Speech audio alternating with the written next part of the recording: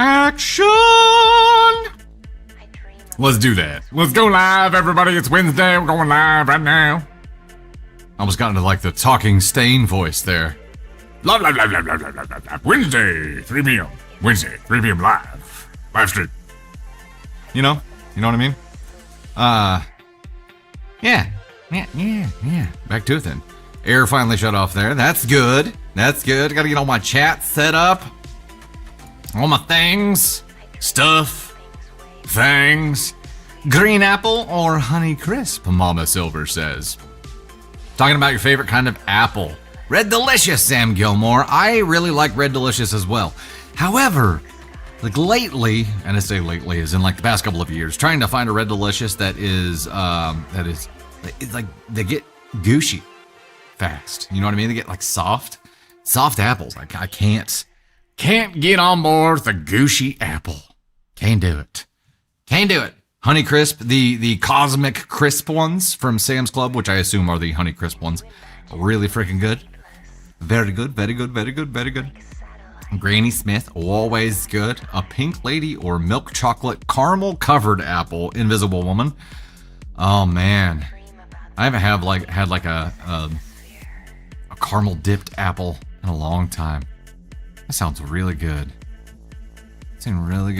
Nicole, that's interesting. You used to love Red Delicious, but then they seem to dry out your mouth, so you switched to Cortland's. I wonder if it's some kind of additive, chemical additive that would make it do that. So let's further this conversation here too. Okay, favorite kind of apple, and what's your favorite way to eat an apple? I have a couple of different ways. I will slice the skin off of the apple, slice the peel off, but do it in like a spiral. So then I have like one coil of the apple peel that I'll eat separate and then eat the apple. Or if I'm doing slices of apple, like normal slices of apple, peanut butter. Put peanut butter on that damn thing. With salt or caramel. I've never had one with salt on it, Ruby. But like salted caramel, sure. So I assume salt would be good. I assume. Caden Thunder, you're hilarious. Caden Thunder says iPhone 17 Pro Max. Good gravy. Anna Hotman, thanks so much for the hundo bolts there. Allie Bean dropping bolts as well. Diana C. Anthony, that Alaska girl dropping gifts there too. Thanks so much. Eric the Undertaker, welcome to the Gosh Heckin' Live with the share. Thank you so much for that. Greatly appreciate it. As a reminder, we do heavily rely on those shares to get in front of new people. Yeah, we're still trying to grow. I know we're at like 994K followers on TikTok right now, but we are indeed still trying to grow. Please help. Diana, Honey Crisp for sure. Anna Hartman dropping the heart me and the Go Popular. Thanks so much for that. Fane, thank you. Greatly appreciate it. Monique, hello there. Says definitely Granny Smith. Honey Crisp with peanut butter. I really like peanut butter on apples. I'm a big fan. Shaz, happy gosh heckin' birthday to you. Happy gosh heckin' birthday. J. Frogger, Adam's apple. I don't... Eating an Adam's apple seems like a Terrifier kind of thing. You know what I mean? A ginger gold. I haven't heard of that. It's your birthday too, Jay Frogger? Happy gosh heckin' birthday to you as well. Heck yeah. I did some math. I'm trying to figure out what are the chances that it's somebody's birthday in stream, right? And I think I ended up figuring out there was like if we have 1,000 people in stream, there is I can't remember what it was, but a money gun. Oh yeah, Maddie, thanks so much. Thanks. So it was like 2.7% or 27%. Can't remember. Katriana, hello. We're doing well here. How are you? Karen Shaper Cutter, thanks for the bolts. Greatly appreciate that. Maddie, again, thank you. Jordan, we read your story and you'll be updating soon. Heck yes. What was the title? Taylor, the last live inspired you to get some Cosmic Crisp. They're so good, but they're huge. They don't fit in the apple slicer. Yeah, Cosmic Crisps are damn good. I feel like the ones that we get definitely do fit in the apple slicer. If you got some behemoths, then hell yeah. Just knife them things up, man. Just knife them up. Peanut butter and apples, Caramel apple suckers, those are good. The old school green ones that you get like the bulk bag of for Halloween. Those used to be my jam. Now they get so sticky. Now I'm old and I gotta like think about shit like sticking to my teeth and stuff, and I'm like, I can't do it. It's not worth the pain of stuff getting stuck. You know what I mean? It's like eating pistachios. I have a love-hate relationship with pistachios because I have to floss every time I look at one. Green Dragon Ivy dropping the 5 said, Gala, I made homemade applesauce with a bucket full. Damn. That sounds really good. Homemade applesauce. That also seems like a lot of effort. Do you peel them all? And that's like Candy Thunder shaking her head at me like, no. Okay. I'll be expecting homemade applesauce this weekend. I meant apple butter. Oh, apple butter. Oh, apple That's butter, what I was yeah. thinking. Actually, what kind of apples go in apple pie? Whatever that is. I think you can make it with any kind, right? Oh, interesting. There's a question for you, chat. What kind of apples do you typically put in apple pie? Jordan. I'm going back up to find it. How come I can't find? Oh, will I be the asking if I confronted my sister for not inviting my daughter to her wedding? Nice. Nice. I'm invested. You can't use just any apples, Radiant Decay. Use a mix of apples. Granny is best, but all kinds. Granny Smith for apple pie. Bramley apples. What's up, Threona? In SoCal. Pie filling from the can. Granny Smith and Rackatosh. See, there's mixed answers going on here. Haley would love to go to the U.S. for Halloween. I love it, but it's not a big thing in Aussie as it is there. Really? That shocks me because Navy Thunder is wearing a bluey Halloween dress today. I would assume it's a big thing there. Maybe they're just, capitalizing.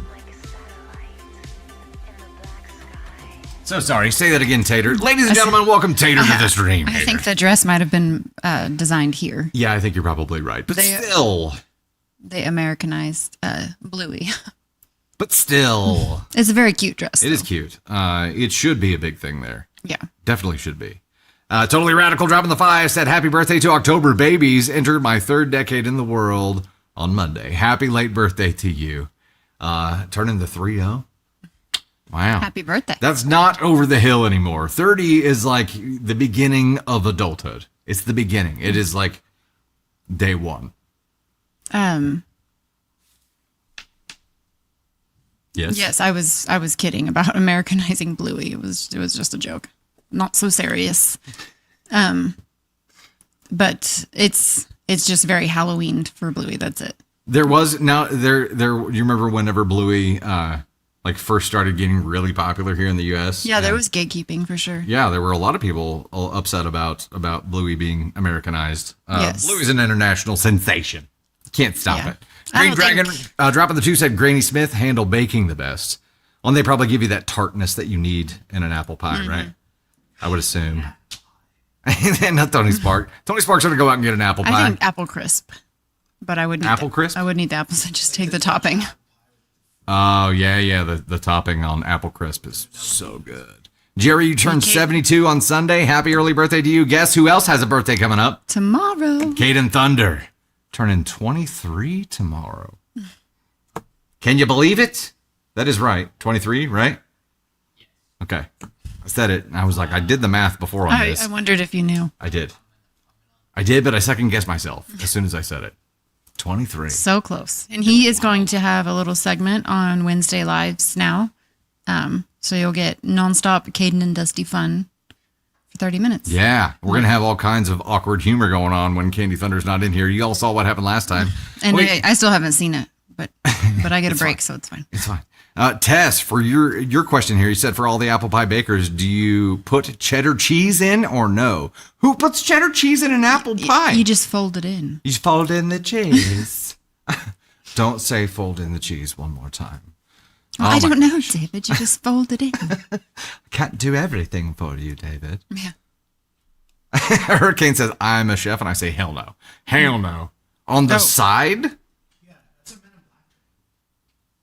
Never heard of this. Yeah, I don't remember it either. Cheddar cheese, don't piss me off. Katie May. Pug Mom getting on a plane to Germany later? Heck yeah, fly safe. Do you eat the cheese with the pie? I think you probably just look at the cheese while you're eating the pie. Natasha, my favorite song from the new album, the whole fucking thing. This world, this evil fucking world, can pry it out of my cold dead hands. And I mean that with every fiber of my being. Brittany given Taters the Life of a Showgirl sweater, or Cardi the love here as well. It is very glittery. Yes. Jupiter bought it for me. It's glittery, but it's not like super blingy. You know what I mean? Orange is my favorite fall color, so. And I tried all fucking about it. Tried to rock some orange here as well. Yeah. Jason, the Japanese maple that was the best thing I think I've seen on social media in a really long time. I said it should have been a bonsai. Bonsai tree. Jason Kelsey is fucking hilarious. What of a shrubbery? It's a shrubbery. It's just fun. We jammed absolutely. to it. I fucking love every bit of it. All four of us were in the office dancing before this came on. Which we do have, we've got camera footage of it. I mean, Will not be dancing, released, but yeah. dancing our asses off. Getting it. I don't know if Caden was dancing, but me, Tony, and Candy definitely were. Yeah. Definitely. Who was it? Ashley Marie said, I don't know. I love wood. Same. Favorite song. He loves it. The vibe is very like Tom Misch vibe, who I already listened to. It's got like that He loves the jazzy vibe. late 60s, 70s kind of like funk feel to Shrubbery. it. Let's bring back a shrubbery. All right, we'll go ahead and get started here, ladies and gentlemen. Thank you so much for being here today for this Wednesday stream on October 8th, 2025. Coming up, we have stories about ruining dinner with family, kicking out family members, expensive hobbies, ? Boyfriend priorities, skipping birthday parties. We also have cake stories, a best of Redditor update story, and petty revenge. LFG. First goal on the TikTok side is 4K bolts for a petty revenge story. And on the YouTube side, we have a goal of 15 5 and up supers to start for a cake story and confetti. It has been a hot minute since we popped some confetti here, I feel like.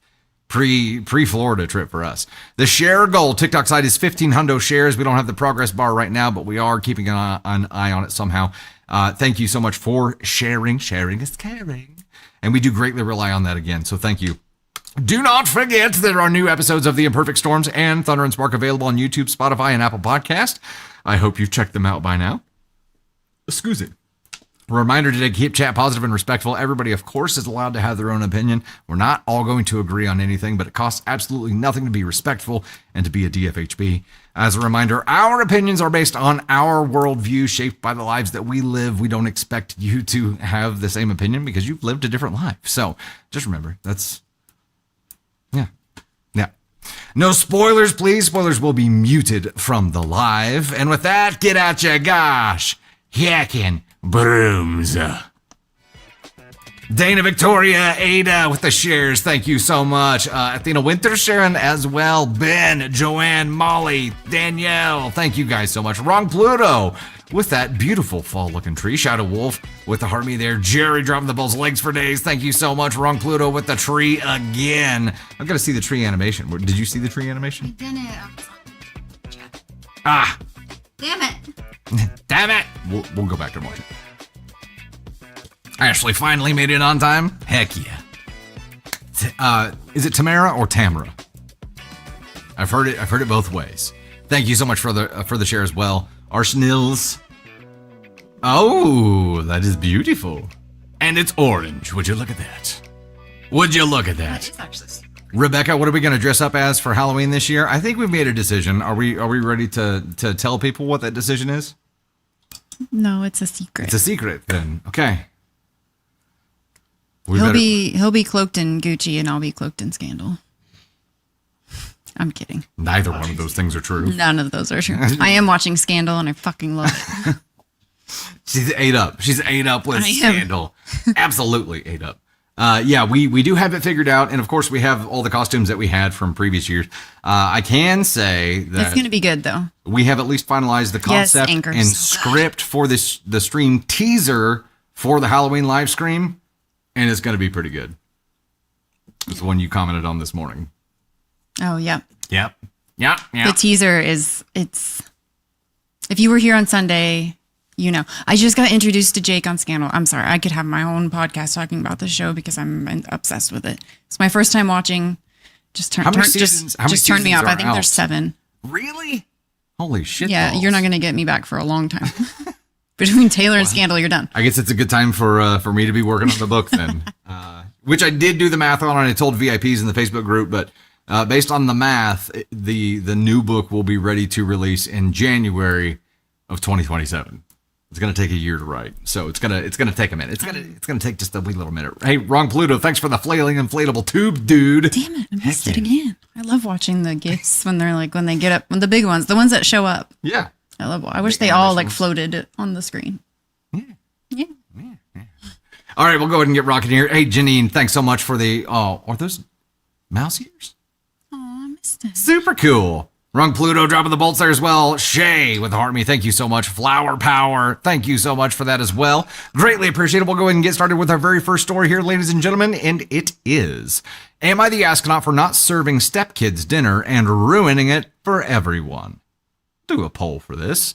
I don't have a lot of context to go on, but we got a little bit. Am I the astronaut for not serving stepkids dinner and ruining it for everyone? Poll will start shortly. YouTube side, please vote with a comment.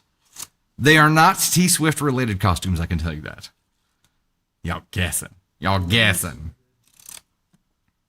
What's up, Cake?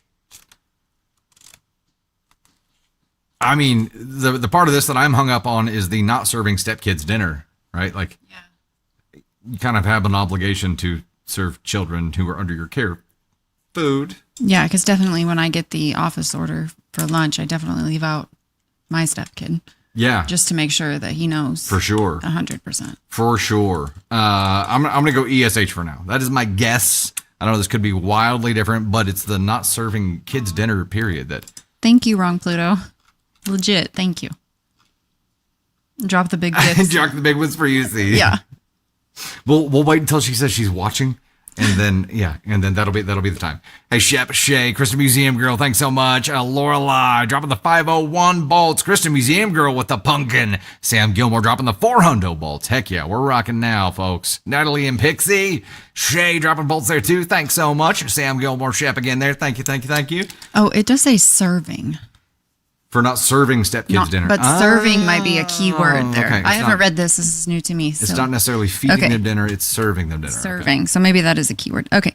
Wow, it's very spread out. ESH is 28% with the lead, followed by 24% at NTA, 19% at ASCON 1, and 18% at ASCON 2. Okay. Let's see what happens here. Hopefully, Callie, it is not looping for anybody else. Is anybody else on the TikTok side having an issue? No. Okay. It may be isolated. Just jump out and jump back in, unfortunately. All right, let's go.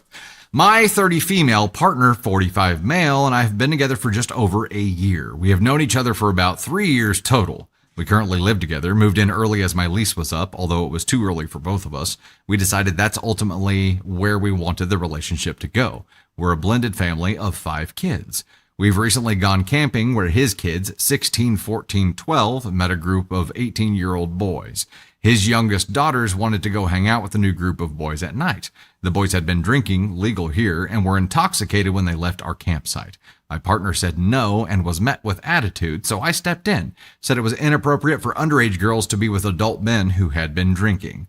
I offered to go to their campsite with them. They said no. Normally, I wouldn't put my 2 cents in, very much nacho when it comes to each other's kids. I assume nacho business, nacho problem. Yes. But they were giving their dad such a bad attitude, and we were just trying to enjoy our bonfire. Well, the girls turned on me, full yelling, name-calling, being totally disrespectful. My partner said nothing. I went to bed pissed off. I was only looking out for them and having my man's back, and I did not deserve that. For the next 2 days, on a couple different occasions, my partner and I talked about the issue. He said I should just move on and forget about it. I explained to him that I felt completely disrespected, and name-calling is never okay, especially from children. I explained that I feel uncomfortable cooking, cleaning, and providing for people who call me the C word. Oh, wait, what? Now, she did say 18 drinking age was legal there, so it could be across the pond, which would mean the C word is not as severe as it is here. It could mean that. Especially those who call me the C word and talk to me with such piss poor attitude when I'm only looking out for them. I was done doing these things for them until an apology was in order. I made that perfectly clear. They had been at their mom's until last night. Last night I cooked a lamb roast, heaps of veggies, and the works as it was his son's 16th birthday. Throughout the day I asked what the go was with the girls and reminded him that I'm not cooking or cleaning for them. He said nothing. Well, dinner time comes and we're all in the kitchen. I told the girls, like you said on Saturday, I'm not your mother, so it's not my job to put food on the table for you. I don't do favors for people who talk with such disrespect. All hell broke loose. His daughter started screaming, cursing, and asking why I'm still here and that I should leave. My partner said that I've now upset his kids and picked a fight at dinner, ruining it for everyone. He didn't have my back at all. I ended up walking away. He ended up going to the opposite side of the house with his kids, and I went to the other end with mine. This morning, we haven't spoken a word, but there is tons of tension in the house. I don't think I was the asshole for standing my ground about the disrespect while camping, but maybe I'm the asshole for saying something at dinner. So Reddit, am I the astronaut? Okay. Let's chat. What do you think? I don't think she's the astronaut at all. I don't think so either. I think what we have here is a classic case of parental guilt causing paralysis. Dad here is too afraid to make the kids not like him, and it's paralyzing him from being able to parent. And so OP here is stepping in and trying to do that for him with good intentions. But I think this is one of the areas where blended families get really tricky, right? It really does, yeah. It's so OP stepped in and tried to be assertive in an area where her partner feels like she didn't have the authority to do that. Let's remind ourselves that this was a 12-year-old girl and a 14-year-old girl who were wanting to go off with 18-year-old drunk guys. Not okay. That is 12 years old. That is not okay. That is completely 100% not okay. Now, Dad said no, right? He did say no, but they wouldn't let up. They wouldn't stop. And she said they were trying, such bad attitude. And she offered to go with them so that they could go, and they declined. And like you said, Dad was afraid to be too harsh, to put his foot down. I think that she should have talked to the girls before dinner. Not just to her partner, but should have said, hey, as a reminder that this is what is happening.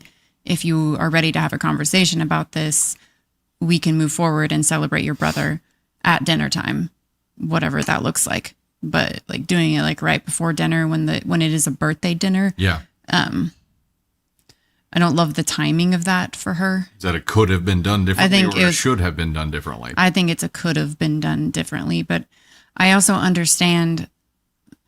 I mean, we both do, like being put in a position where you are a parent but don't have the means to parent. It's a tricky position, especially this new. That 1 year in. That's true. Yeah. That is a very tough position to put yourself in.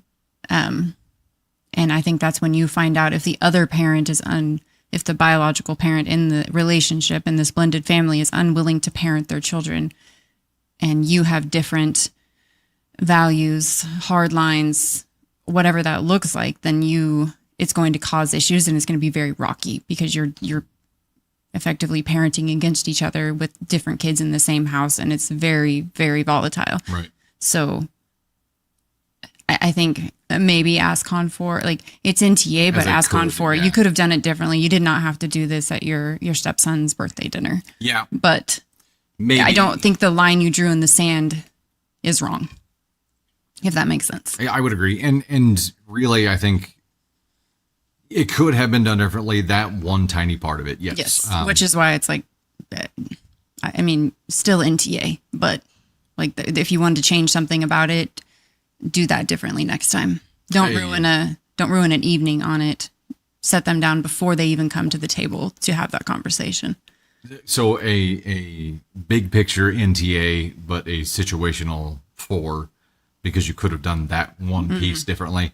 I think the real issue here is Dad. Because Dad is 100%. Enabling. She said the way that they were talking to him is why she stepped in, right? So he's enabling by allowing, by inaction here. He's enabling that behavior, and OP's in this position now where even if she didn't stand up,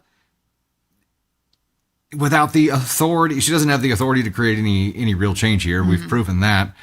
Because of what happened here and her not backing her not being backed up by hubby here. So she is powerless. If she steps up and says, hey, this is not okay, but then they run to him and lay the guilt on and he walks it back, you not just don't have authority, you have like opposite authority now. You went in the negative on that one. You're in the negative, and that's basically what Dad did. That is in that position. Dad's a coward, and really, I think Dad is a coward by parental guilt. That's what's driven him here, and it's got him paralyzed. And now he's so worried about his approval ratings by the children that he's forgetting to actually fucking parent them.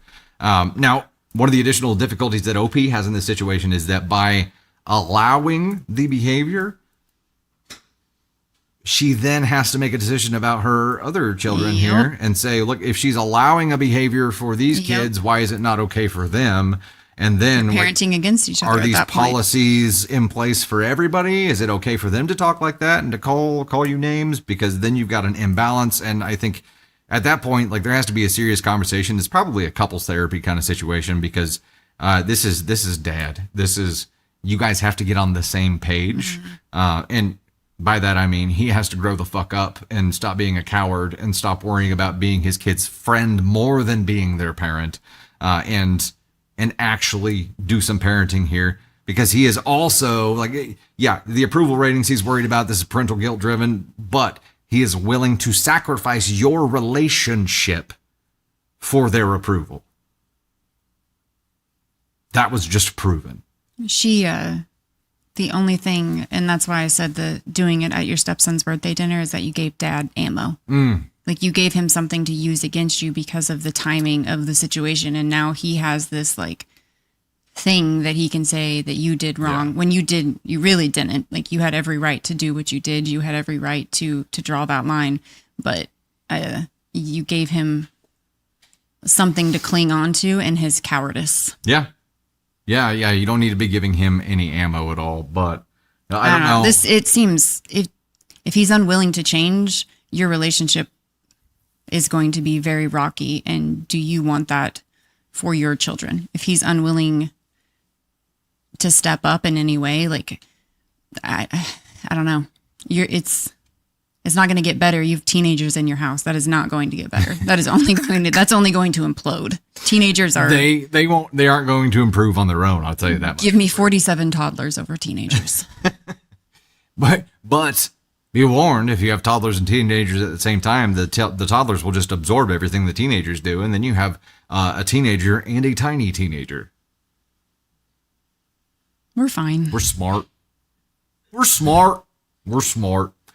I think the only path forward for you here that leads to any hope of repair of this relationship is therapy, couples therapy. And if he's not willing to do that, you're done.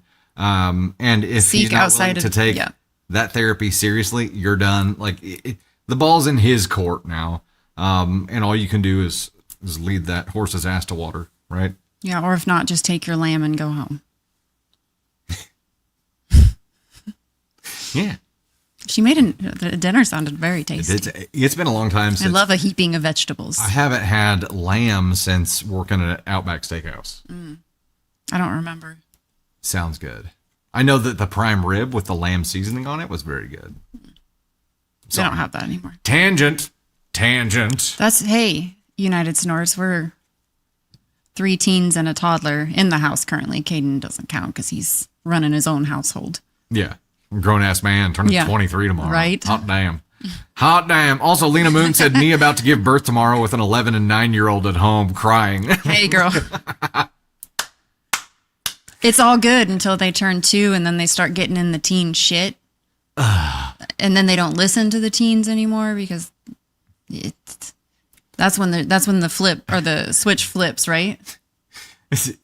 I just flashed back to last night whenever we had a teenager and a toddler arguing, and the teenager really just trying to get under the toddler's skin. And it was like...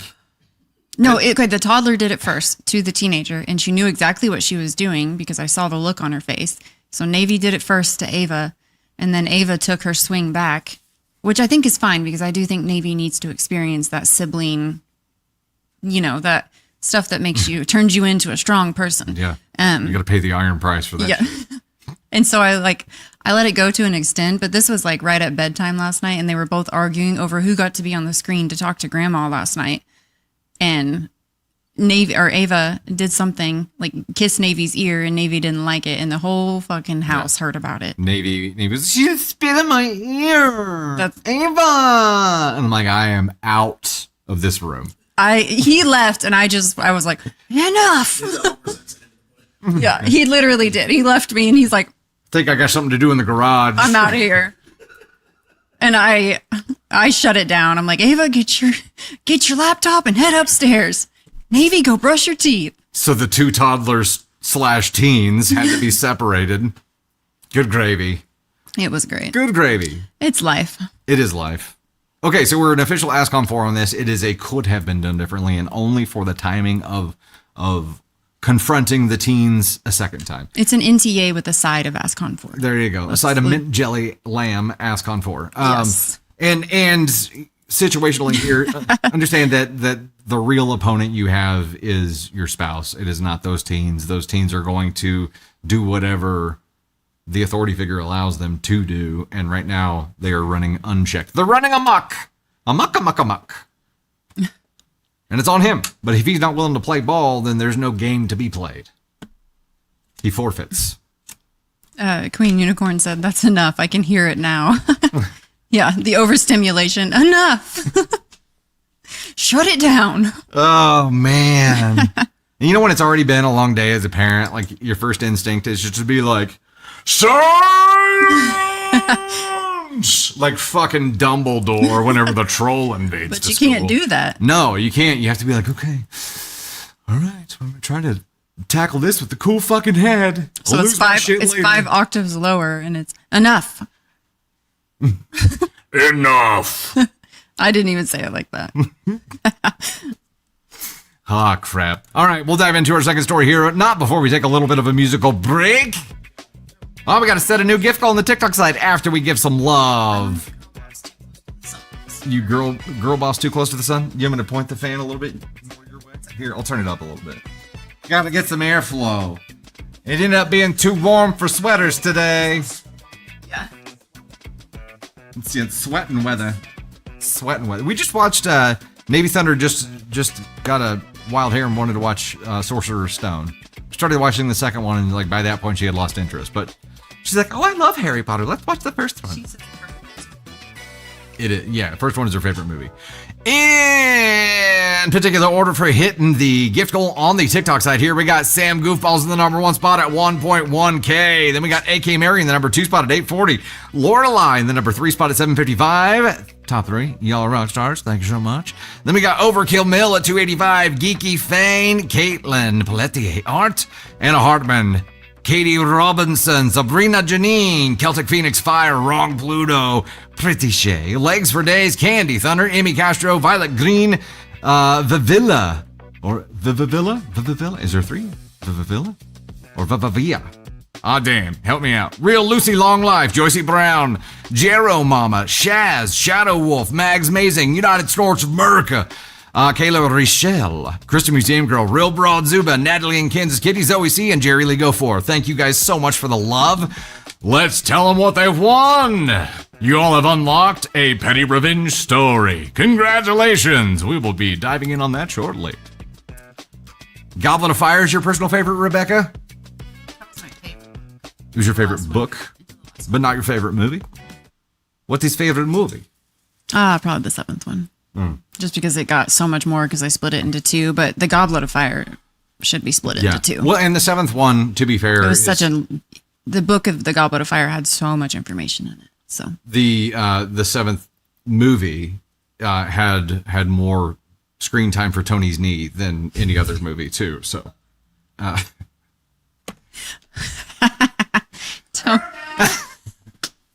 Tony came out of the bathroom and said he heard it. Did your knees want to make an appearance? yeah, were your knees burning? Also, I want to be very clear that there's nothing wrong with Tony's knees. Tony's knees are perfectly just normal knees. Haley, we watched a little bit of Outlander. We got to the season 1 finale, and I was like, it was the brutality was just too much for me. It wasn't entertainment; it was just uncomfortable for me. So, I I bowed out, and Candy Thunder, I think, watched maybe a little bit more. I but watched she's half of the second season, but it's hard to find time since we watch stuff together to watch on my own. Yeah. But now she's watching Scandal on her own. So It's intriguing. I jump in about every 5th episode, and I'm like, okay, what now? Catch me up. Yeah. He likes it. I do. I like it a lot. Yeah. It's a good show. Yeah, it's a good show. All right, it is Petty Revenge time, ladies and gentlemen. Let's dive into that. Let's go. They have unlocked the Petty Revenge story. Keaton, did you set up another gift goal? We're going for finger hearts now, TikTok. And those finger hearts will unlock a Best of Redditor update story and a Tony Spark appearance. Is this the crazy Best of Redditor update story? Okay. Yeah. But this one, is it crazy? Oh, you haven't read it? Okay. Never mind. A Candy Thunder Brainchild. All right. Here we go. Petty Revenge story. Roommate burned my food, so I matched his energy. Roommate burned my food, so I matched his energy. No poll because it's Petty Revenge. Years ago, I decided to go back to school for a career pivot. I had to keep expenses low, so I moved into a sort of shared student apartment in the basement of an old apartment building. We each had our own locked rooms along a hallway, but had a shared kitchen/bathrooms. No one really socialized beyond reminders to e-transfer for the shared internet. One night, I got home from classes and work around 10 p.m. and decided to make myself a frozen pizza. Cash was tight, so it was a bit of a luxury food item for me. Popped it in the oven at like 375, set an alarm, and went back to my room to wait the 25-ish minutes recommended by the packaging. About halfway through the cook time, I heard the oven door open. As it was old, it always made a loud noise. A few seconds after, I heard one of the other students closing their bedroom door. I went to check the oven and saw that someone had put a big tray of chicken breasts in the oven, too. Thought nothing of it, went back to my room until the timer was done. When I went out there to pull out my pizza, it was mostly burnt. The fucker had put his stuff in the oven and cranked it up to 425 without telling me. Fine, put your shit in the oven, but don't change the cook temp without saying anything. To me, that is a huge dick move. Huge dick move. Yeah, it is like Fucking redwood, right? not huge dick move, not like huge dick move, but huge dick move. Right? Am I interpreting? Huge dick move. Interpolating? Yeah.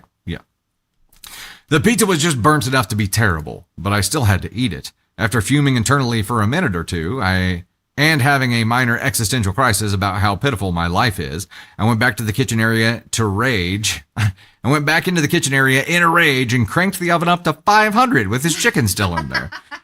After a bit, I heard the smoke alarm going off, and shortly after, someone swearing. I stepped out into the darkened hallway and, in a slightly ominous tone, said, "Everything all good, bud?" He stammered something about being fine and was trying to scrape the charred chicken off the baking sheet. I went back into my room and ate the rest of my terrible pizza. I moved out not long after that. Fuck your chicken. Top comment.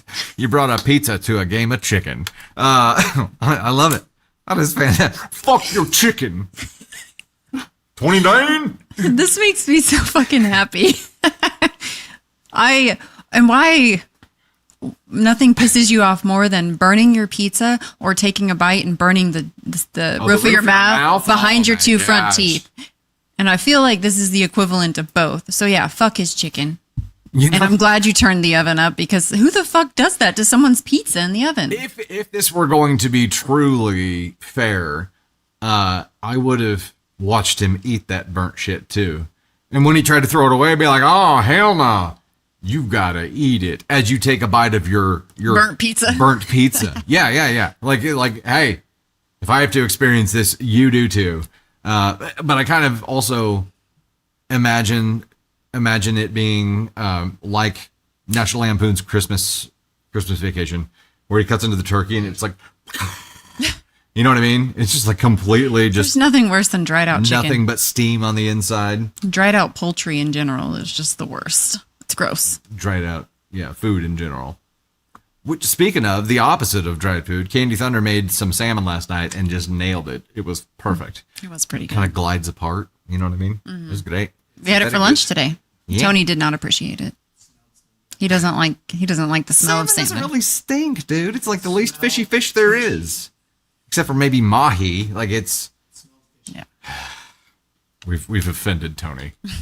Yeah, you don't mess with the person's pizza. That's right, Elise. She said pizza is just the cake of the pizza world. It's true. And you know, we've all been to the level of poor where like a frozen pizza is a luxury, Right. And especially 100%. if you're flying solo and you're to that point, like a whole frozen pizza, that's like you're feasting that night. Like you're eating like a fucking king that night. And to have that ruined because someone else is a dickbag, that's a declaration of war. I understand having the minor crisis whenever you pulled it out of the oven and saw it and just being like so fucking defeated. I fucking get it. And you had every right to crank that oven up to fucking broil because they deserved it. 100%. I'm very proud of you. Also, burnt pizza is way better than burnt chicken because burnt chicken, you can't eat it. It's just gross. Christy, frozen pizza has a 2-minute perfect to burnt window. Agreed. Yeah. Agreed. When that cheese starts getting darker, it's like you got to move quick. And then sometimes it looks perfect on top, and the bottom is just like right. It's baked in Mount Mordor. Oh, God's blessed Wonder Woman said use an air fryer for pizza, game changer. That's how we heat up we had to get a new oven, and we got a new oven that has the air fryer built into it. Game changer. It's changed our entire world. Yep. It is game changer for sure. For sure. Okay, we'll dive into our next story here after a brief intermission with some music and a little bit of dance. I can hear the fan. I hope you guys can't hear it, but we needed the airflow.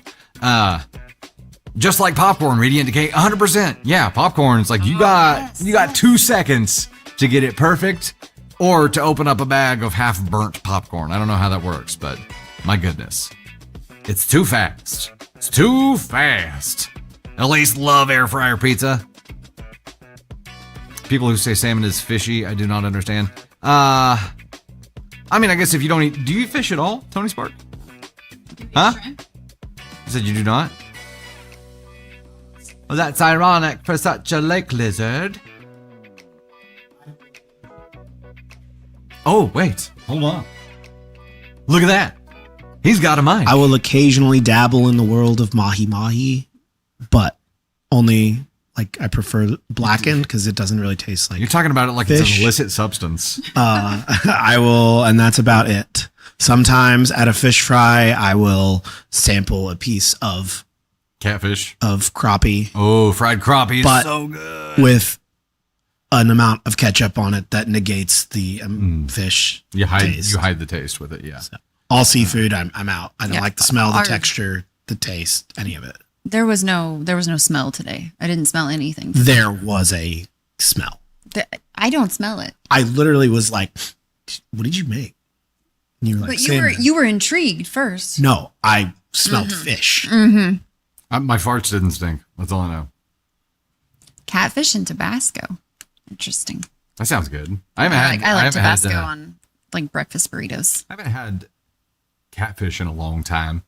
But the first fish, well, let's be honest, the only fish I ever like caught and cooked instead of catch and release was a crappie. And I like filleted it and fried my own crappie, and it was so good. It's the best fish I've ever had. Best ever. Okay, we'll dive into our next story here. We'll do a brief intermission. Sam Gilmore dropping the finger hearts and the heart me there too. Sam Gilmore, Eco Schwartz. Thanks so much. Or is it Echo? Probably Echo. Sam Gilmore dropping the 222 finger hearts there. Thank you so much for the love. Leslie, love fish but hate salmon. Interesting. I mean, I guess every fish is different. I also like sashimi. Like I will eat freaking slabs of raw fish. And Candy Thunder loves cooked fish, but won't get on that train. You know, everybody's different. Everybody's different. Striper bass, never had it. Get jazzy on it. That is, in fact, the TS12 sweater. Jeanette dropping the 2 says if salmon smells fishy, it's no good, from Alaska. What we had last night was actually Norwegian salmon. Interesting conversation here in the office this morning, or just a bit ago. We were talking about Norwegian salmon, and somebody asks, I think it was Candy Thunder said, where's Norwegian salmon from? And Caden Thunder said, Norwegia. And Candy Thunder said, yeah, that's right. And I said, Norway?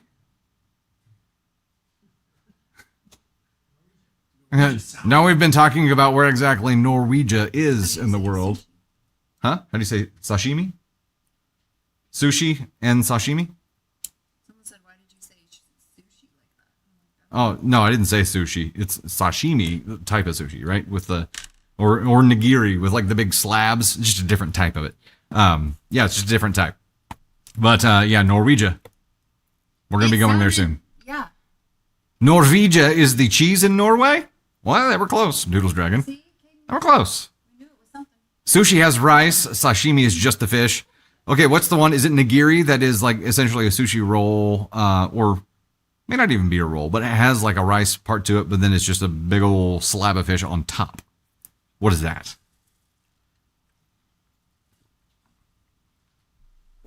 Unagi. Unagi. I thought that was eel. Unagi is eel. That's right. Nigiri. Okay, that's nigiri. Okay. Got it. Okay. I'm diving into story number 2 here. Am I heading the right direction, Tony Spark? We're still going for finger hearts? Yeah. Okay, we are close on the finger heart goal, ladies and gentlemen. We are at 2 of 15 on the YouTube goal. As a reminder, TikTok side for finger hearts, we're going to unlock a Best of Redditor update story and a Tony Spark appearance. YouTube side, we are going to unlock a cake story and confetti. All right, let's go. Am I the astronaut for kicking my mom and or my brother out? Tony Spark, would you mind starting a poll for us here? Am I the astronaut for kicking, in quotations, my mom and or my brother out?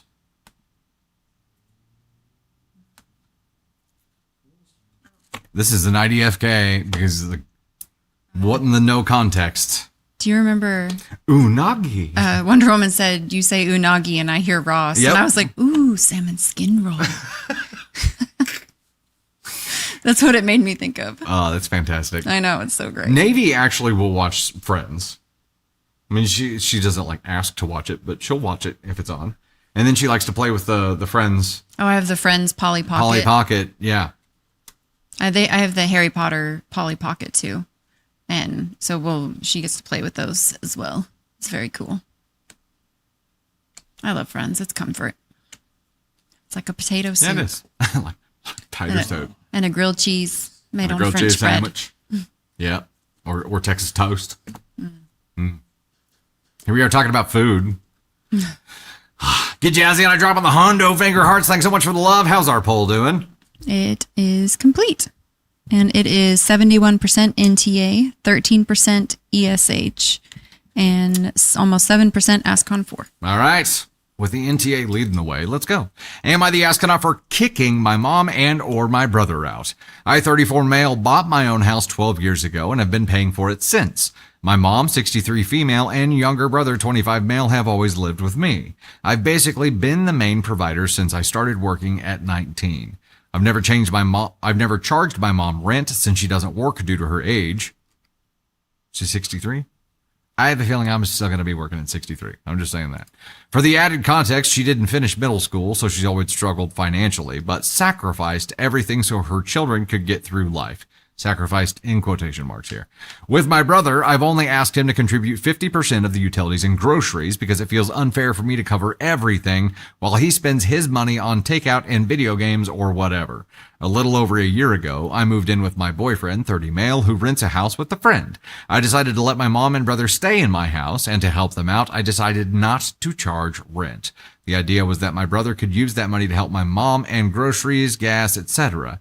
Recently, my brother took out a loan to buy a house, even though I advised him it was a terrible idea, given how bad the housing market is right now. He's now in massive debt and left with less than 50% of his paycheck after repayments.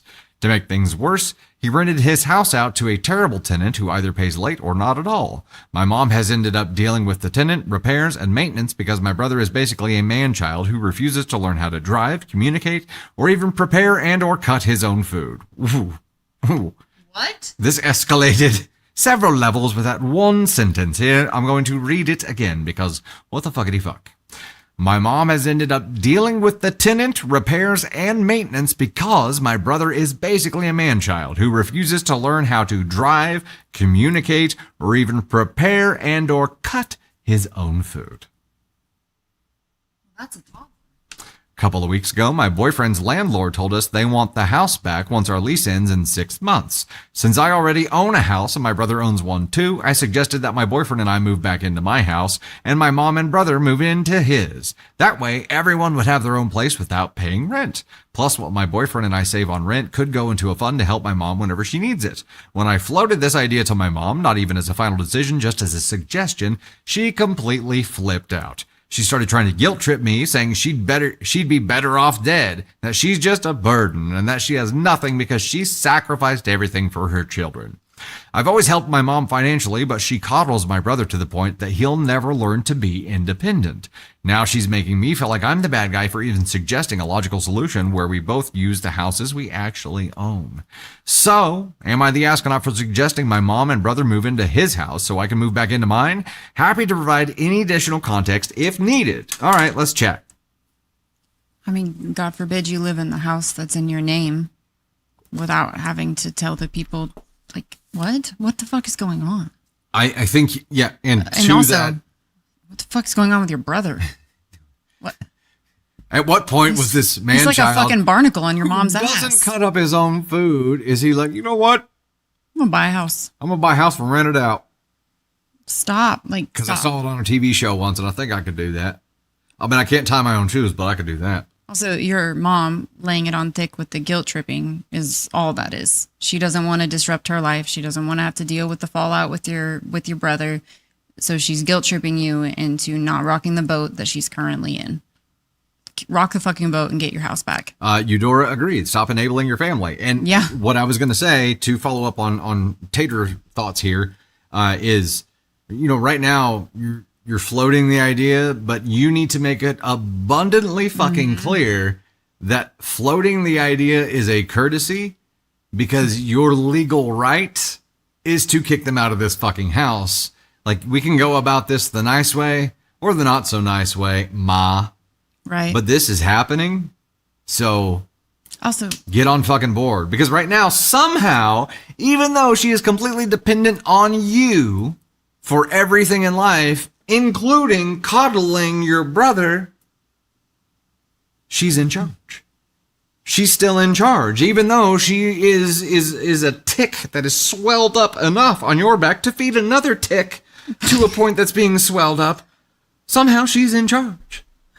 that's so gross, but also accurate. Your brother's a tick on a tick.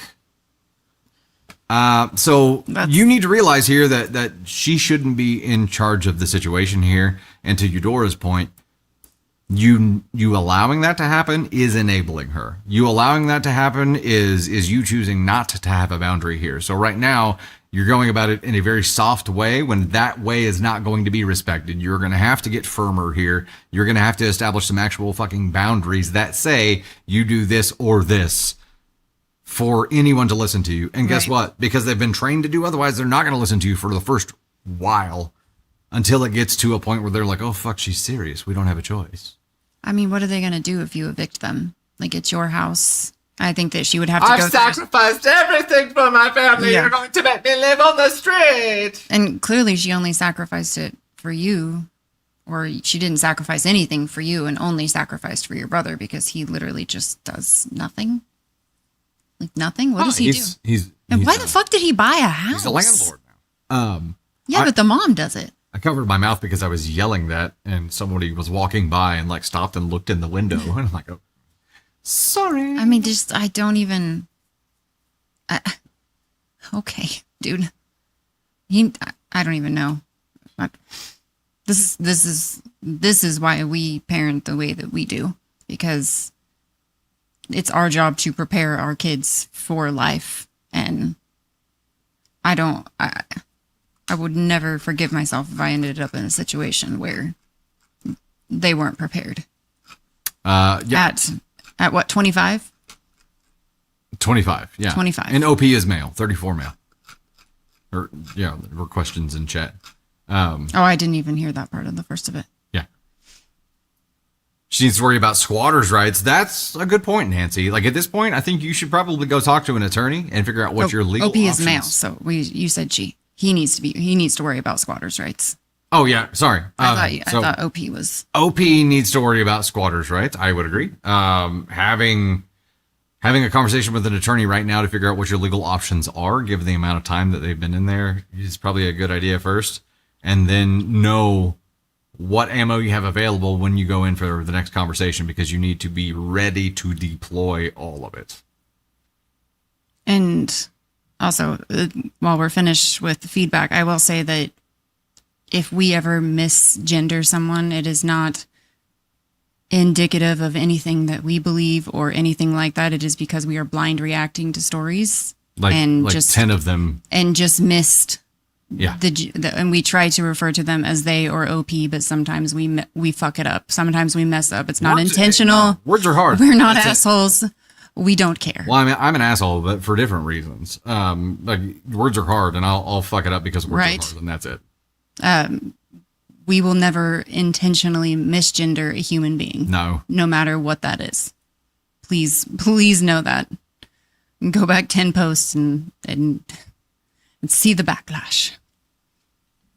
It happens. Yeah, it does. And it's just because we're flying through them on a live stream. No, you're good, Yeah, lady. we're just You're reading good, lady. stories, Yeah. literally. That's it.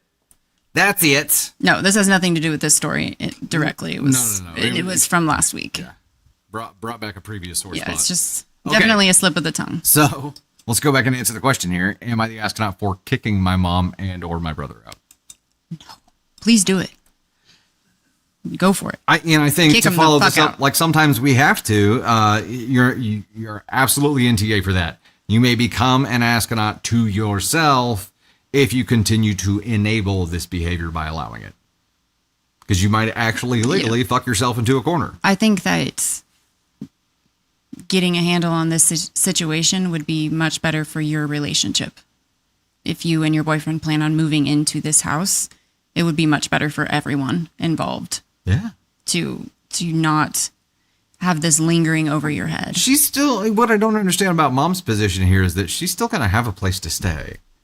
She's still going to have the same baby tick to take care of. It's just Yeah. going to happen in a different container. So why is she But so they bent have out to- of shape? Because they have to pay rent. They have to pay rent if they move back into brother's house because he bought Because the he'll have house. a mortgage. Yeah. Yeah. Yep.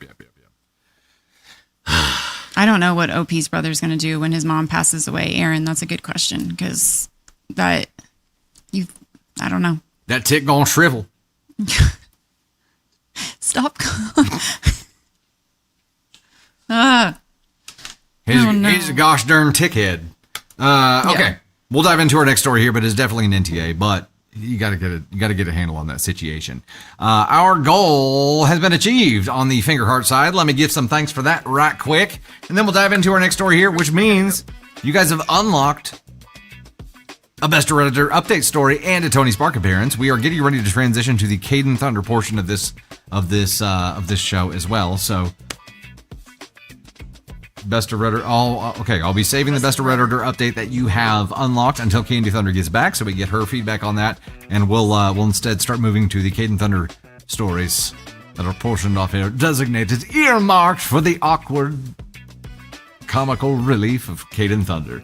In particular order here on the TikTok side for hitting the finger heart goal, Sam Goofball swinging for the absolute fucking fences at 5.6K in the number one spot. Hell yeah. Get Jazzy on it, swinging right there with him at 2.1K. AK Mary also up there at 1.1K. Top 3 1K and up. You guys are the bomb. Then we got Lorelei in the number 4 spots at 980, right there with him. Overkill Mill, Sarah Barracuda, J Puff, naturally ADB, Mel C. Jane, Adventures with Pam, Carrie T46, and Horrocks and Candy Thunder, the Villa or Vivavia. Yep.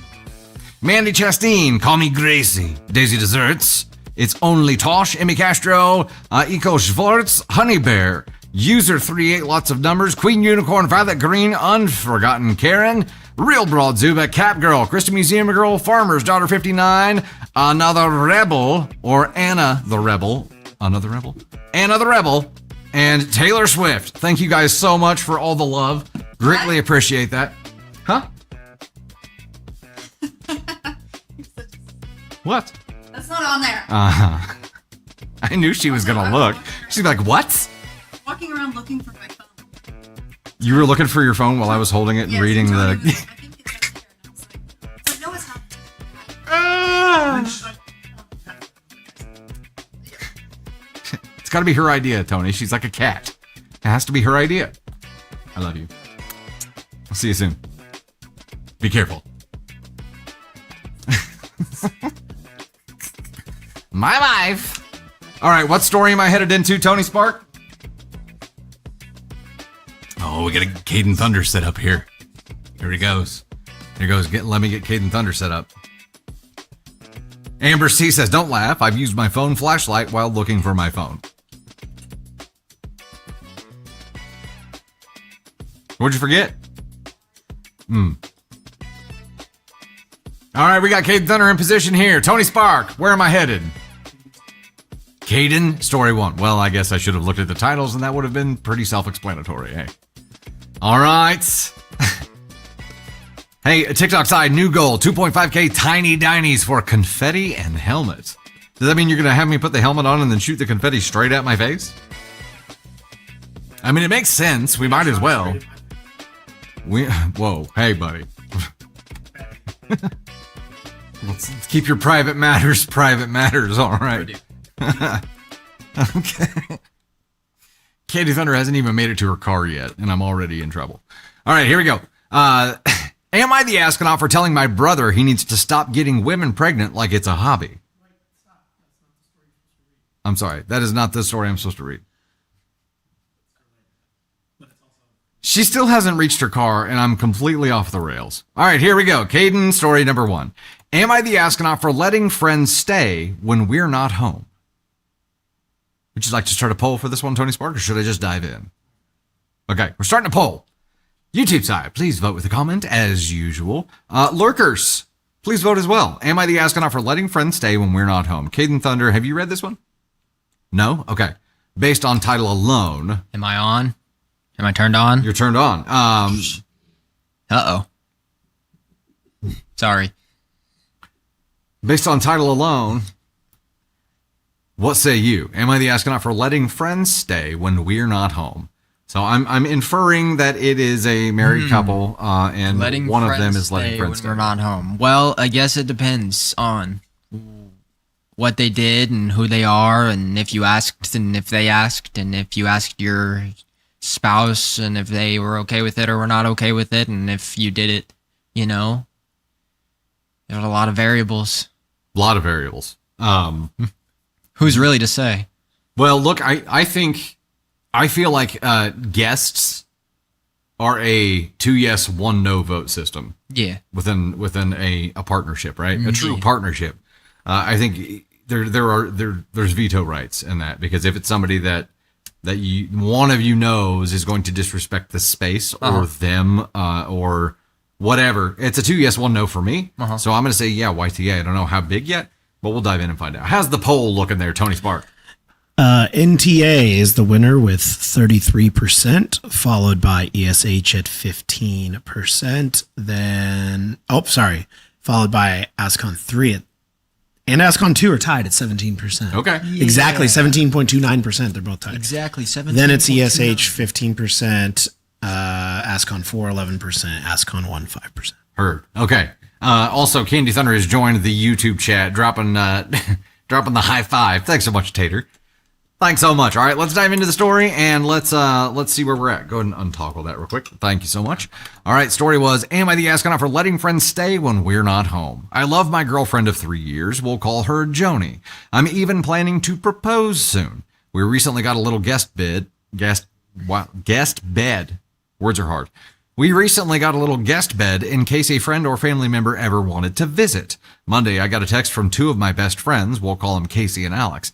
Hey, this is so last minute, so no pressure, but if Alex and I happen to need a place to crash this Friday night, any chance we could split that twin bed of yours?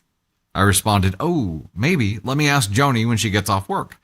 Joni and I are going out of town this weekend, so it would make perfect sense to me to hide the keys in a secret place and let them crash on Friday. Again, these are S-tier friends of 10 years. What does S-tier mean? Like top of the line. Top of the line? Yeah. I'm like, S is very low in the alphabet. No, S is good. Okay, this is good, Caden Thunder says. Again, these are S-tier friends of 10 plus years. But when I went to quickly run it by Joni, she said she'd be uncomfortable having people stay when we're not here. I was kind of shocked and asked her a bunch of questions. No, it wasn't because they weren't trustworthy. She'd feel the same about her best friend. So, no, she didn't think they'd steal or break stuff or leave the door unlocked. Yes, it would be fine for them to stay if we were in town. I was confused. Eventually, she said she'd feel anxious and sick to her stomach if people were crashing at our place without us there. She said it would be different if they signed subletters, or even if they had offered to pay us to stay. She'd also said she would love to host them properly sometime. She just didn't like the idea of our place being used like a hotel. She didn't want people fucking in their house. That's what I'm getting from this. And she seemed not to want to set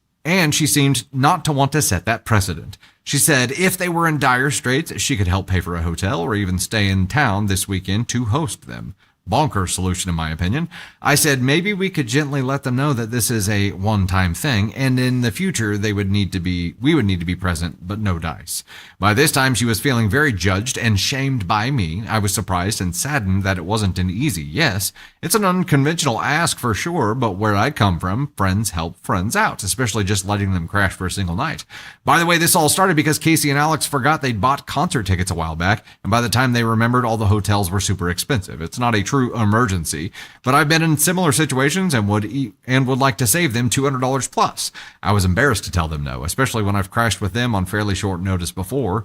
Though, to be fair, they were physically present while I was there. I texted Casey, okay, so I buried the lead. We're out of town this weekend, and Joni kind of feels weird about having people crash when neither of us are around. We went around and around about it because I felt bad and promise it's not specifically about you. It's just a boundary of hers. Sorry about that. Would have loved to have seen y'all.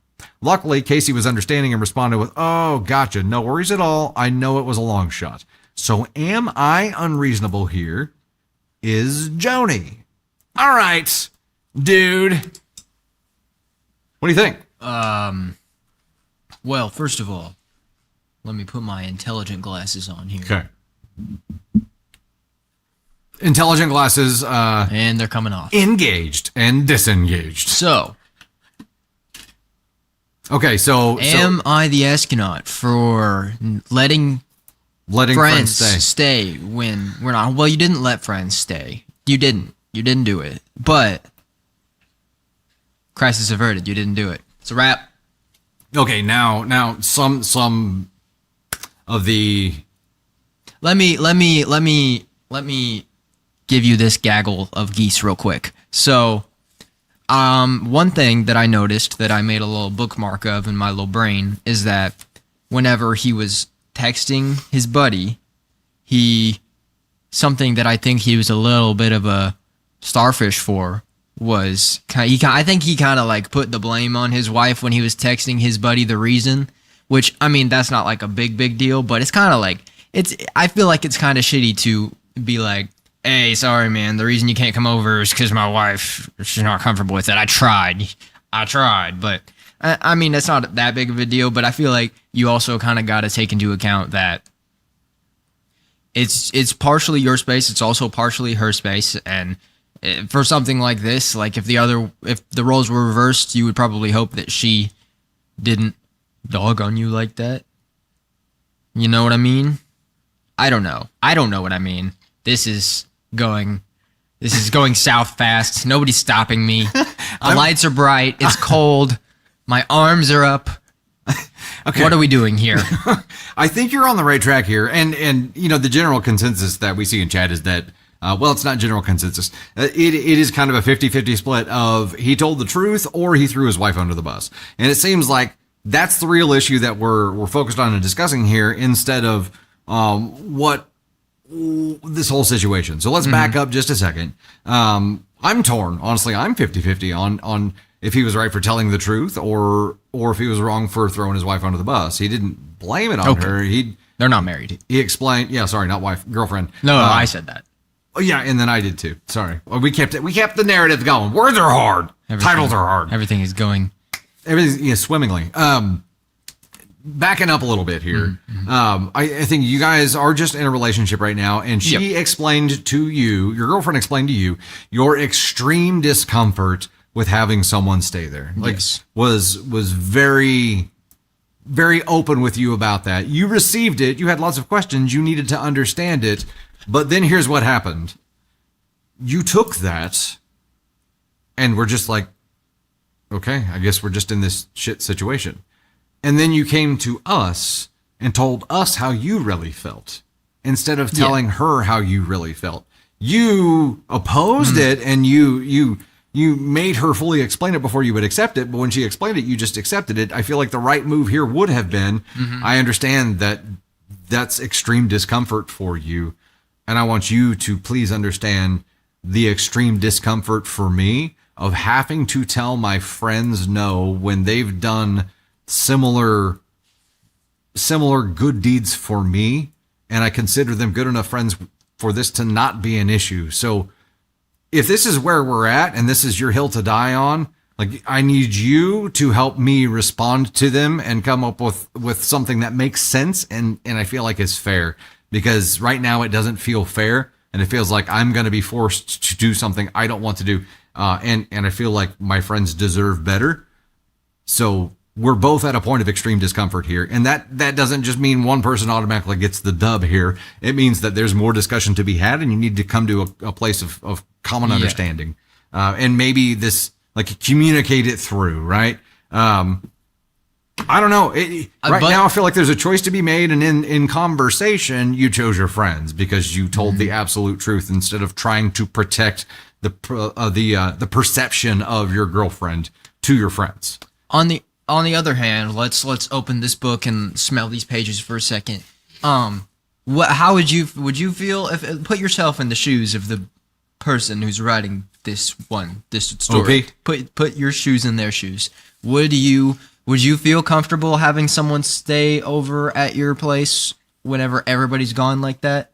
Or do you see more from the girlfriend's perspective where she's like uncomfortable with that? Like, personally, how do you feel about that? I feel like, I mean, if it, I wouldn't mind, if it's a good enough friend that there isn't a shred of doubt that they're going to treat the area with respect, because they are good friends and they're rock solid. If they're S tier, if that's as true. Good as you're telling me they are S tier, then I don't feel like that should be an issue, right? I feel like girlfriend's issue here was more with the possibility that they were going to do some dirty things in the house. Maybe. And that's the vibe I got. You didn't come out and say that. I also, I personally, I can understand being a little bit anxious by people being in my space when I'm not there. Not even for any specific reason other than I don't know, an anxiety thing maybe. Don't touch my shit. No, not even don't touch my shit. It's just the idea of somebody being in my safe space while I'm not in my safe space invalidates my safe space. So, and also the OP did clarify that they had done similar. They had let him stay, but never when they weren't there, never when they weren't home. Okay, it had always been when it's not home. The exact same situation. So sure. I don't know. So I don't think that I don't think OP was an asshole though. I don't think so either. But understand that this extreme discomfort you were describing to us, you need to describe to your partner, and that's where a conversation needs to be had, and you guys need to reach a point of common understanding, because now that you've given her this dub and just kind of moved on and took your licks, and you were like, shit. Now you're going to resent her just a little bit. And what's going to happen to that resentment seed? I don't know. Communicate. Bad gas. Communicate. Real bad. Just communicate. That's where I'm at here. I think so. I don't think you would have been the astronaut for letting friends stay when you're not home. You would have been if you did with her saying no, because that's where I thought it was headed. That you were going to, let them sneak into your house and put on their clown costumes and do their funky music while you were gone. But they didn't, so it was crisis averted there. It was because you didn't let it happen. No funky music this time. Where do you go from here? Where do you go from here? Funky music at the Holiday Inn. Good gravy. All right, a little bit of a musical interlude here, and then we'll dive into the next story. If they're getting engaged, this is a good talking point before that, Irene. Agreed. Candy Thunder and I say a lot. We used to say it's year one of marriage, but it's really year one of living together when you learn to communicate. They've been together for 3 years. I don't know how long they've lived together. And they've been together for 3 years. The S-tier friends were S-tier friends of 10 plus years. So I think there was a fork on the road, and OP kind of made their choice and now is going to resent his partner. I don't know. Oh, Darian, maybe the title goes with the fact that he did let them stay anyways and didn't tell her. It's possible. Now, yeah, in that situation, you definitely would be, or you'd be choosing the fate of your relationship. We need Candy's point of view. I know she's done here, unfortunately. Hey, get jazzing on it. Sam Gilmore dropping the dolphin. We're going dolphin hunting, y'all. Not really. We would never do that. All right, Caden story 2. Here we go. We're gonna dive in. Let's go. Antonica or Antonica. Thank you so much for the setup, love. All right, here we go. Am I the astronaut for deciding to not attend my niece's birthday party because I don't care for bowling? It's one of these. Am I the astronaut for deciding to not attend my niece's birthday party because I don't care for bowling? Start the poll. In the meantime, what would you say? I've got some unique insight on this, actually. Do you? Yeah, I don't care for bowling. Would you not go to a family birthday party if it was bowling because you don't like bowling? Nope. Wait, you wouldn't go? Nope. Really? I'm just tugging at your arm a little bit. I don't know. It depends on which bowling. I've been to some crappy bowling alleys. Whoa. You don't have to bowl. It's like It's not just about the bowling. where the birthday party is happening. The bowling alley insists upon itself. No, it doesn't. Because at the bowling alley, there's also usually like an arcade. There's usually Somebody pool gets what I'm tables. saying. Like, look, I've been to the most recent the most recent bowling alley that I went to was just such a weird experience, and I bowled and I did shit on a stick. But that's not even the point. The point is that it was just like, it was weird, and the people there were not very nice, and they were very, very rude about us ordering pretzels. Well, why would you have pretzels for sale if you're not gonna want to make the pretzels? It was somewhere in Neosho. Oh, yeah, the Neosho bowling. I don't know what it was called. I don't know. And what I was going to say was that seems like an issue with management or like ownership versus employee, right? Maybe. Like an employee not representing well. But I remember this story, and you were dealing with the owner. The owner? Yeah, you were dealing with the owner of the Neosho place when you had this altercation. I remember the story. I remember you telling. Oh yeah. Oh yeah. I lost the poll. So You lost the poll? It's in the south. I candied it and I lost Sorry. it. There was a smattering of things though. Okay. A smattering. I want to say something was around 28% was kind of the leader. Okay. I don't know which one. But I think I would attend the party. 80% NTA. Maybe I was wrong. I don't know. Karen says 80% NTA. Somebody else says ASCON 3, then 1, then 2. So I don't know. We'll just Okay. Yeah, a smattering. I'm at ASCON 2. I had it pulled up and then I was trying to read a comment and I clicked out of it and it was a whole thing. I'm an NTA.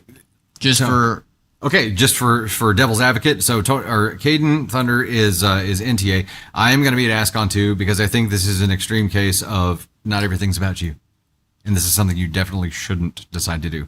Also, Tony Spark will be referred to as Lord Varys. I guess he wasn't a lord, just Varys for the remainder of the show because he lost the poll. Here's our story. Am I the astronaut for deciding to not attend my niece's birthday party because I don't care for bowling?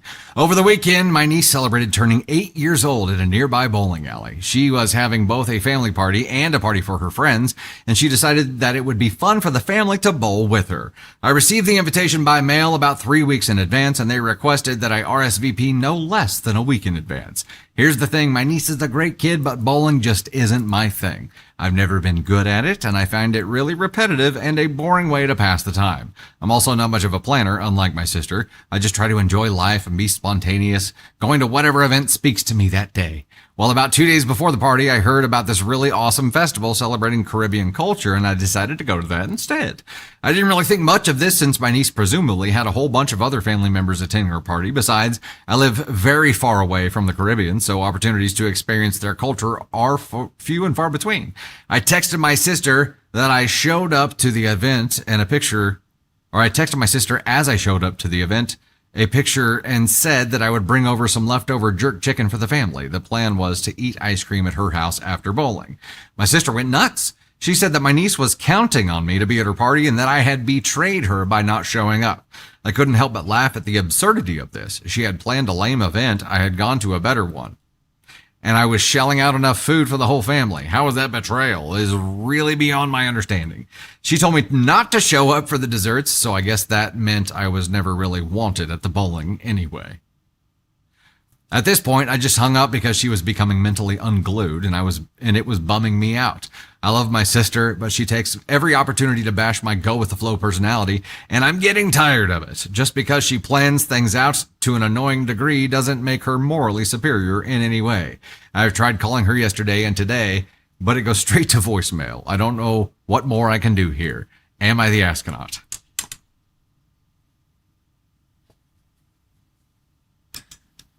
You're really harshing my vibe by planning shit out like a month in advance. When I live on the day to day. You threw off the Emperor's Groove. I don't really like when people like plan stuff and like you're just harshing my vibe. Like I'm trying to enjoy some jerky and you're really you're being the jerk, but I need the jerky. You see what I mean? So you're just harshing my vibe, man. I just gotta bow out. I'm not going to the stupid birthday party. Did he RSVP for the party? No. Okay. No. By the response, it sounded like they were expecting him to be there. Man, like just chill. It's cool. Like my sister's really just destroying my buzz by like doing shit, and I just like hate doing shit unless I want to do the shit. You know what I mean? So the funny part here is that and OP never specifies male or female. So OP says that OP's sister pretends to be morally superior because she plans things out methodically or over plans things out. I kind of get the vibe that OP acts morally superior because he does, or they don't. They go with the flow and they aren't tied down to responsibility or structure. And while I admire the ability to be a butterfly through life, like that is not an excuse to not go to a kid's fucking birthday party. You're messing with my Zen thing, like, man. I've actually encountered this where some people, in life or in an extended family make a similar decision and they're like, I'm not going to do things I don't want to do. So, okay, the fucking birthday party isn't about you. I'm sorry. This is like shocking information for you somehow, but it's not about you. And you choosing you is totally fine. That's fine. You do you, right? But we're going to note that. It's like this. It's like you eat the spicy food, whatever comes out is on you. Truth. Yeah, whatever spicy shit happens after you make a spicy decision is come what may. Now, I will say that the way that your sister reacted in the situation is not the way that I would react either, right? Yeah. Like in the sister position, when the free flowing, unattached sibling doesn't show up for my kid's birthday party, I'm gonna make the assumption that they did it because it didn't fit their vibe for that day or whatever, and that's just who they are, right? It's not malicious on their part. But OP needs to have some awareness that it's careless, though. Not everything is about them, and how is this going to make the niece feel? You are there to support your niece and nothing more. Narcissistic, maybe. To be there to make your niece feel loved on her birthday and nothing more. That is it. That is the entire function of your presence that day. If there happens to be something fun or yummy, bonus points. But you are going there for someone else. And OP doesn't understand how to do things for other people yet. That's not who they are. So there's this disconnect here where sis probably should know who OP is by now. And OP at some point is going to have to become aware of other people's feelings and start taking them into consideration, or end up just very isolated. So it's Yeah. two paths just slamming together. You just tell them you're not coming. Yes, exactly. Just say, hey, Yeah. there's a 17% chance that I'll be there, and be honest, right? At least then they know what to expect. Yeah. Because while your sister probably does know who you are, your niece maybe doesn't understand that yet. So just communicate. Whatever, even if it is the go with the flow shit, just communicate it, and then at least nobody's surprised or hurt, right? OP is still worse than sister in your For opinion, sure. at least. You feel like OP is an unreliable narrator? Yeah, 100%. Oh, 100%. 100%. I just wouldn't have necessarily reacted the way that OP describes sister to react. And He said it also was betrayal. probably, like, a normal reaction from her. He's probably like, whoa. Did she use like more than 7 words? And I was like, hey, it's not that deep, bro. What, did you have an not extra that deep. latte this morning or something? Did you pick up an extra Starbucks? Whoa. That's too much, man. It's too many words, too fast. Slow down. You're harshing my vibe. Harshing my vibe. Buzzkill. Okay, so But it's okay because he got jerky. understanding that sis is emotionally charged here in defense of her child. Yeah, I mean, that definitely is going to swing some more angst into her response here. But again, sis should know who OP is right now and should probably try to make sure that her child understands the risks of having an uncle or aunt like that too. You know what I mean? Like, be real with your kids about who people are. Yeah. Or do you? I don't Set know. the precedent. I don't know. What the hell? I don't know where I'm going with that. But I get you. the question was, am I the astronaut for deciding to not attend my niece's birthday party because I don't care for bowling? Yeah, I Yeah. think so. I still think it's a 2. I think I'm not giving you an ASCON 1 because I don't believe it is truly malicious. I don't think you're trying to do harm. I think that you are just completely unaware of other people's feelings and need to become aware, or just accept that you're going to be isolated. And that's the fork in the road. What do you think? You at 2 as well, or are you at 1? Yeah, I'll put it at a 2. I think it's S10 2. I don't think he was like, I mean, he's, or the OP is obviously, you know, doesn't give a singular crap about what other people feel or think or anything. So I get like a hint of like, you think it's like narcissism, or I don't know what the word is, but they care for themselves pretty much. So I would do a 2, and a Big Mac with no lettuce, no onion, because there's always too much lettuce, and a large fry and a large Diet On a Coke. Big Mac? I tell you, I haven't had a Big There's Mac in like so much lettuce on the Big Mac 10 that like years I can't plus. I can't pick it up because of the amount of lettuce. So you have to like ask for no lettuce or light lettuce because of the amount of lettuce that is in surplus that's already on the Big I Mac. feel like if there was anything that was ever too much on any Big Mac I ever had, it was the sauce. It was like Fiona's eating a goopy- Big Mac right now. a goopy saucy one. Well, look at that. We're just narrating what you're eating. How much lettuce was on it? A lot, probably. Unless you got no lettuce. Crush, yeah. There you go. Yeah. Getting his crush, just surfing the East Australian current. Welcome to the EAC, yo. Yeah. Grab shell. All right. I think we're in agreement on that one. We'll have a little musical interlude here and we'll figure out where we're going next. Look at that timing. Tater Thunder just pulled right back up. Navy Thunder in tow here. So we will, we'll have a little bit of a vamp going on here. It looks like we may have some thanks to give for yins. Just Mags dropping the dolphin there. Did we hit that goal? Okay. Shout out Peacemaker. Shout out. Just Mags with the dolphin there. Thank you so much. Greatly appreciate the love. Totally different people learn. Okay, so, and I did see a comment in there that this is just who he is a cop-out and can lead to accepting bad behavior. Okay, we don't have control of other people's behaviors. So when it comes to like this being a family member, I'm of the opinion that that you learn who they are and act accordingly, not try to change who they are. You know what I mean? You can change how they interact with you and yours, but we can't change other people's behaviors, especially, you know, when it comes to like, as a parent, children, obviously we have a duty to help guide, and by that way we do create some change of behaviors. But when it comes to, there's a line where it's like I can't control that person. I can't try to. I have no sway over what that person learns. Lorelei, 26 months as a sub. Hell yeah. Get Jazzy on a drop on the 150 Dolphins. Kristen as well. Giuseppe dropping the Dolphins 2. Tyke Bunny dropping the 20. Sarah Rosales dropping the Hondo. Sarah Barracuda with the 5. Justina, thanks so much for the heart me. Real broad. Dolphins delicious. What? I see the JK. Tyke Bunny dropping more there.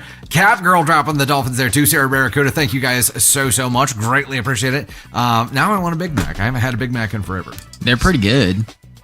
Are they? Yeah, without the lettuce. All right. I mean, a little bit of lettuce, just not all of it. Not all the lettuce. Not all of it. Okay, Tony Spark, you're coming up. All right, ladies and gentlemen, I'd like to introduce you to somebody. Wait, are you jumping in the second chair? Or are you coming up? All right, here we go. You know him, you love him, even though his summer tan is fading. Here he is, ladies and gentlemen. Ladies and gentlemen. Tony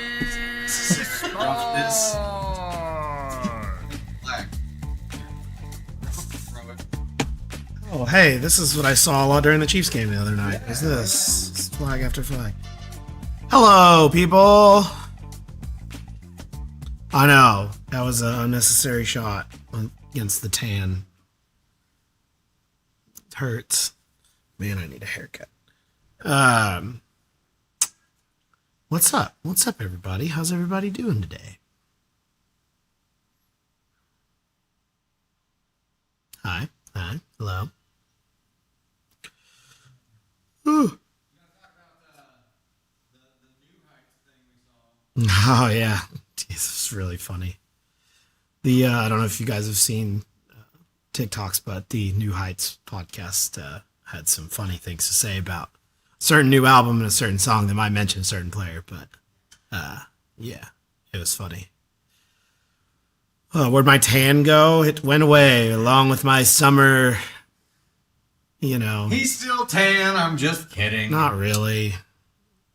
Yeah, my summer tan is gone. I'm clinging to what's left of the, what is it, melanin that I have left? My skin, my tan. Still very dark. Not really. Yeah. Here, comparison. I'll get you on this side. Don't, because it's not that different. It's not that different. That's pretty different. Not really. That's pretty different. It's the lights. They make me look. The lights are more pale. I don't like it. Not naturally tan, dude. It's Nikki. It's fading fast. It's fading fast. There's like, here's the problem: is like it's been warm-ish, pretty warm, really, for this time of year right now. Warm. But it's not, the UV's not high enough. It's not, you're not getting enough UV. And then I'm just not outside that much. Ooh. So it's all just kind of fading away. Which brings up the question. We talked about this in a client call earlier today, oddly enough. Has anyone tried Bro Glow? Anybody? I'm not doing. Yeah. I'm not. It is a real thing. I'm not doing that. Like, I'm not doing that. Wipe on tan for No. dudes. Bro Glow, anybody? Only natural tanning. You're saying if we got a tanning bed in the studio, you wouldn't use it? I bought a tanning bed once at an auction to resell it, and then I didn't. Then you didn't? Well, I didn't end up buying it. I bought it, and then I was like, wait, I don't actually want this because I wasn't really trying to buy it. Basically, Elise, I'm not using self tanner. I'm just gonna be pale. Nothing wrong with self tanner. I'm not. Yeah, how is male tanner and female tanner different? I don't know. That's a good question. Well, They're just marketing it different. Yeah, it's probably the same thing. They just call it Bro Glow instead of self tanner. it's like dude wipes. It's marketing. Oh. But I feel like you'd be more likely to accept Bro Glow than you would be to accept Kendall Jenner's fucking spray on shit. You know what I mean? Just marketing wise. Yeah. Yeah. I go somewhere warm for a week. Boy, that would be nice. But I've learned that vacations and trips like that, they cost money, apparently. Unfortunately. And not really in the budget right now. I would love to go to a beach for a week and sit in the sun and come back crispy. But unfortunately, I am not going to be doing that anytime soon. So the next time I'll probably have a tan is going to be like April. So Hey, Candy CLKB wants you to know Ryan Blaney is in the NASCAR playoffs. I know. I'm pretty excited. Pretty excited about that. He's looking good. And if he can make it to the last round, I hope he can win it. Get Jazzy on it with the Hondo 50 Dolphin. Thank you. Fun fact, Candy, I ran into Ryan Blaney at the casino the other night at the racetrack on Friday night. I ran into Ryan Blaney. He was not doing too hot on the blackjack table, to be honest. And turns out he did not do too hot at the race. Was this before or after the race? Well, no, this was Friday night before the race, so it was like that's a couple days before the race. I feel like that's okay. Then the next night when we were at the casino, I ran into another NASCAR driver. He did not have a great day. I don't know if it corresponds with being at the casino till 1 o'clock in the morning. Maybe it's possible, But entirely possible. yeah, I ran into them and it was nice. If Which I can, Oh, that person. Nope. You got to click their name. I can't do it from here. Here. This is not TikTok Live Stream. Oh, I can do it on here.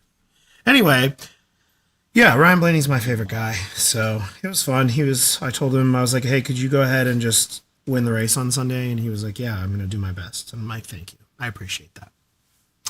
He, in fact, did not. Yeah, well, yeah. But that's kind of one of those things that me and my buddies call it the Kansas curse, because every time I'm at the race and my driver is doing well or something, like something always happens and he never wins. So I've never got to watch my driver win. Callie, your kitchen is flooding right now. That's not great. You should probably, I don't want to say jump off the live, but that should maybe be something we handle. Kyle Busch. Oof. I feel bad for Kyle Busch, Candy. He's having a rough couple of years. I feel bad for him. Damn. Don't like him, but I feel bad for him. Yeah, if kitchen is flooding, we'll waiting on a call back. Oh, God. Okay, that's fun. Anyway, all right, people. I hope you enjoy the rest of this wonderful Wednesday. I hope it's wonderful where you are. I hope that your kitchen does not get too flooded. Jeff, Yeah. Jeff, you're not wrong with that. Daring DD, no, not Daring DD, sorry. Hobbit, Ashley. I was a Dale Jr. fan for many, many years. I moved to Ryan Blaney when he retired. So anyway. Yeah, once you retire, you don't have any fans. Well, I had to you got nobody I to get cheer it. for. I get So it, what am I supposed to do? Who's your guy? I had to find a new guy, and I ended up meeting Ryan Blaney out of nowhere, and he was super nice and gave it he made the decision. That's who I was awesome. going to be. So yeah. Anyway, okay, guys. Goodbye. All Have a great right. day. Have a great week. Follow at TonySpark _. There you go. Goodbye. Ladies and gentlemen, Tony Spark. Perfect timing, Tater. Perfect timing. You know what's funny? Madison said, I thought yesterday was Wednesday, and was like, where's Dusty? Yesterday, I was recording a video offline, recording member exclusive videos. Tuesday is my day to do that. I was doing that and I accidentally hit the wrong button, and I went live for about 2 seconds on both TikTok and YouTube. And I was like, oh my God, I hope nobody saw that because it was like crap. And I was like, I hit the wrong button, and I hit the button to end it, but there was like a several second lag in between my hitting that button and it actually doing the thing I told it to do. So I accidentally went live yesterday. Maybe you caught a blip. Maybe it was like a Fight Club thing where you caught like a single frame of it and you were like, wait, Well, if they caught it, today, Wednesday? they're not going to talk. That's true. All right, Tater's back, ladies and gentlemen. But you're Navy-less. Yes, my sister ended up being done at the same time and offered to take her for a little bit No Navy today. so she could have fun. But the school was in love with her bluey dress today. Oh, Like, it's so soft. Where did you get it? oh, gotcha. And I was like, oh, it's like 2 years old. We've had it for 2 years. We bought it big so that she wear it That multiple years. bamboo stuff. It's stretchy. Yep. Stretchable. It was Stretchable. Yes, Caitlin. She's got the showgirl cardigan. Heck yeah. Young Navy. That's right. Vereen. Young Yes. Navy. And Young Navy. do we talk about Old Navy? No. No? Okay. That's for her. Okay. We'll leave that alone then. But Jupiter did buy me this cardigan. She did. That's the story anyway. That is the truth. You've told them that. They know. They know. Thank you. Why would I make that up? Barnyard, check it. Tater thoughts. You know what? I need to just adjust this scene and switch it over to be on top of that one because that makes a lot more sense. So I like this one though. I like do the that. little candies. Yeah. It's cute. That's Tater's world there. All right, I'm going to dive into the next story. Before I do that, hey, Books Coffee Tea dropping the Dolphins. Melissa Elliott, Books Coffee Tea dropping 95 more of the Dolphins. You guys are awesome. Thanks so much for the love. Yeah, I was going to say with the kitchen leak, I'd say wherever it's coming out of, see if you have a shut-off valve at the wall, like wherever that is. That's probably the best thing that you can do is just try to get it to stop the bleeding. Know what I mean? All right, so I am now into Best of Redditor Update Reward Storyland, correct? Okay, I will dive into that. We wanted to wait for Candy Thunder's reaction, so let's go. Yeah, Mandy, Candy looks young as hell. That's why I'm convinced whenever we go places, people think I'm her father. Oh my god, that's not true. Hold on, tell me that's not true. See, the two of us at the same time. You got White Bush here, True. and you got like the world's most perfect golden tater. I'm very salty. I'm an over-salted tater. I wouldn't have it any other way. We talked about that yesterday. I'm Our saltiness. 39 balances and out. I'm 39 and counting, and he is 54. you are not. 43, I think. Yes. I lost count at 30, and then I have to check in with her just to make sure. Full of sodium. That's right. We're very starchy and sodium-y. I'm a sweet potato. Yes. You are. You're a sweet tater. You're a sweet tater. You're half sweet tater and half Just how I like it. salty tater. Yeah, I like to mix them. that's right. All right, here is the Best of Redditor Update Reward Story. I'm 99.99% sure my 35 male wife, 33 female, of 14 years has been cheating on me for years. I'm completely broken and at a loss for what to do. No poll needed for this one. I'm sorry in advance for the length of this. I, 35 male, think that my wife, 33 female, is cheating on me and has been for many years. We've been together for 14 years, been married for almost 10 years, and we have a 5-year-old daughter together. Incident number 1. When my wife and I were in college, where we first started dating, we had an incident where she had some really sexually graphic text from a guy we both knew from school. She even had classes with him. I confronted her about the text. I definitely did not handle it well and basically accused her straight out of the gate as cheating on me without realizing there were some possible outs for her. One of those outs was that she claimed that they were just some pervy text that she had got from this guy out of the blue, and that if I had paid any attention when I was snooping through her phone, that she hadn't actually responded to them. At the time, I conceded that I may have overlooked that possibility and I had overreacted. She apologized to me for not mentioning to me that some guy was hitting on her like that, and I apologized for overreacting and for snooping. We moved on from there. Incident number 2. Fast forward to this last year, my daughter, wife, and I are at the gas station. I can tell my wife is kind of distant and detached from the interactions my daughter and I are having. I notice she's glued to her phone as well. The gas fill for our car is on the passenger side, and I have the rear passenger door open so I can tickle my daughter while I wait for the car to fill up. I'm really suspicious of what my wife is doing at this point. Just randomly? Hold on. I'm gonna red flag at that point. So I decide that I'm going to take a look over my wife's shoulder from the back seat at what it is she's so caught up in. Turns out she is actively, in the moment, sexting some guy. Well, never mind, that red flag was warranted. Like words, descriptions, acts that very much seem like they've been doing this for a while, texting, and looking back with 2020 hindsight, I'm fairly certain they had been effing as well. Also, all that shit she was texting was super graphic stuff that she never used with me, either in dirty talk or when we got intimate. And I know this next admission is pathetic and that it shouldn't matter more than anything else, but the fact that she wanted to share in these acts with this man instead of me really effing hurt. Probably just my pride talking, but it is what it is. No, that's your marriage talking. So fast forward 10 minutes when we get home and I have to suffer through smiling during dinner and the whole nighttime ritual of getting our daughter to bed so as to not cause a scene by blowing up at my wife for what I had seen her texting. Honestly, that was probably a blessing because it allowed me to collect my thoughts before confronting her. I ended up telling my wife what I saw at the gas station, and right off the bat she tries to play dumb. What are you talking about? Honey, you're not making sense. I told her not to play dumb with me, and I recited some of the text that I could remember back to her to prove what I saw. She then goes on to admit that it was a mistake, but that it was 100% nothing physical and that she was really, really sorry. She admitted that the guy was a work colleague. We talked a lot that night about why she felt she needed to be doing that. A lot of it boiled down to her feeling depressed and lonely. We talked about strategies that we could invoke at home, things that we both could change to help mend the rift. I guess things felt kind of okay after that, but it felt like the damage to our trust was already done. And I don't think I ever really conceded. That's not what it says. And I don't think I've ever really recovered. Even that seemingly small amount of infidelity, assuming that was only text, was just such an effing hammer to my heart. Ever since that incident from last year, I've been waking up every day as a lesser person of my former self. My emotions and propensity to feel anything have been severely muted. Interacting with my daughter is about the only thing that gets me back close to a baseline of how I remember my former self. But beyond those precious moments, I'm just a walking grayed out zombie that puts on a good face for pretty much everything in my day-to-day. Going to work, interacting with my wife, etc. There's another incident to read here, but before we do that, I need a sip of water. And what are your thoughts so far, Tater Rooney? That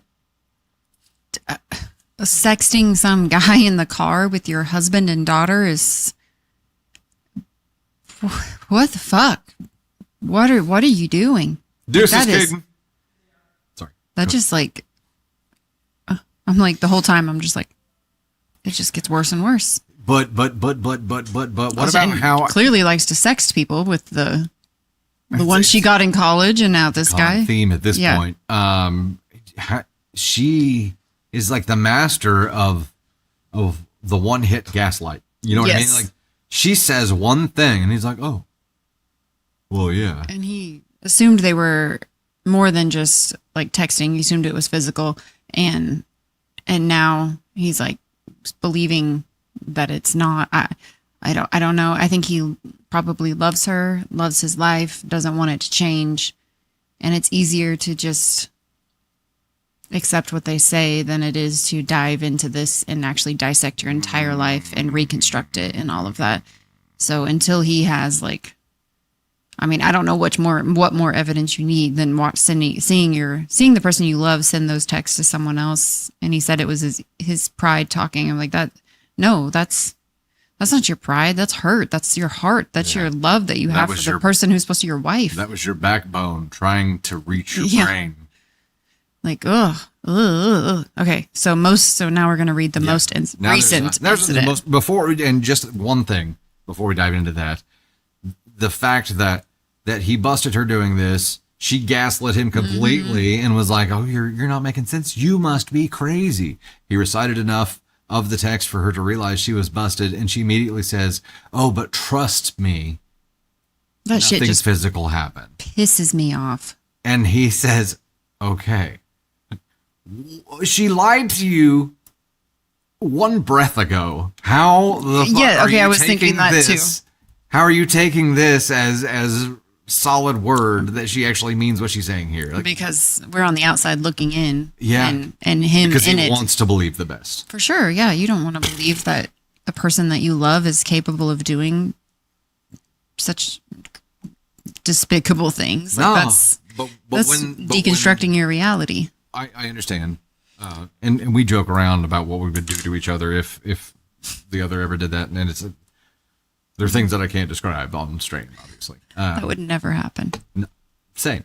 And that's the point. But I don't know. I guess we'll dive into most Yeah. recent incident here. I'm just like, how? Just fucking how? Now, fast forward to yesterday. I guess I should read the title of that part. Most recent incident number 3. Now, fast forward to yesterday. My wife has been gone on a week-long work trip to the East Coast. We are West Coast. I actually had zero suspicions of justifiable reasons to be worried for this trip because things have been going pretty well between us and she hadn't really given off any indicators of suspicious behavior. You mean she's gotten better at hiding it? Cool. But my first clue was that when she arrived at her destination, she couldn't get the Wi-Fi working for FaceTime. And this stayed true for the entirety of her trip. First of all, FaceTime works on cellular data just fine, which we have a ridiculous amount of. I explained that to her without much of a response. Second, I know that if I were gone for a week from my family, it would be the biggest effing priority to get FaceTime up and running so that I could see my family's faces every time I called to visit, which would be every single night. Which brings me to the next point. She called us in the evening to say goodnight, maybe 2 times out of the 7 days that she was gone. Based on previous trips that she's had, this was really strange. Normally, she is like clockwork, touching in with us to share her day and to hear from us about our day. And again, always on FaceTime. I asked her about that, and she claimed that she was just too tired in the evenings to get back to us. So I bet she was. Shit. Also in the past, if she was away from me or home, she would always text me good night and that she loved me, even if we had previously chatted moments earlier on FaceTime or via phone call. For this recent trip, she never texted me once. So when she got back, my radar was on high alert. Now, I don't feel good about this next part, but when she went to sleep that night, I checked her travel bag to see if my suspicions were correct. Sure enough, to my surprise, she keeps this little red book as her diary in her work bag. I open it up and there's a date marked 2/9/15. Turns out she had started writing a poem on that day about our daughter who had just been born the previous fall. Okay, that's really sweet, I say to myself, and I start to feel bad about my snooping. Flip to the next page and there's a new entry. There's no date, but it's written sequentially right after the aforementioned poem, so I know that I know what I describe here as an entry that came up after our daughter was born. That non-dated entry starts off with her describing how much she longs for this specific person, doesn't give his name. She goes on to talk about how she can't stop thinking about him. Every man she sees reminds her of him. She talks about how she never really intended for things to go very far, but that one night that started in the bar and ended up going upstairs just felt too right to not be something meaningful. She goes on to say that she doesn't feel bad about making that decision in regard to how much it impacts her other life. She describes how she thinks maybe her other life was the mistake. This goes on for pages. That entry ends with her making peace with herself that he moved on from her and that it was time for her to forget about him. I'm assuming that her other life was our daughter and me. There was only one more entry after that previous one. I took pictures of it and have typed it out here in its entirety. I'm laughing to myself because, this is the entry, by the way. I'm laughing to myself because I haven't opened this book in over 2 years, and here I am sitting in his bed, in his room at his home, still feeling angst over so many of the same things. I'll go home after having a week with him, and I'll be asking the same questions. Is he ever going to call again after? Was it so stupid to go on this trip?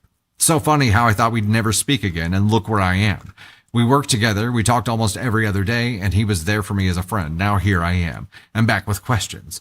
Why were we so hot and cold those first couple of days and then just tapered off? Maybe he's doing that moral compass wrestling, and after I leave, we'll never speak again. The trip was probably a bad idea, but we had a lot of fun, and he did say he'd been looking forward to it. He missed me. He wanted this.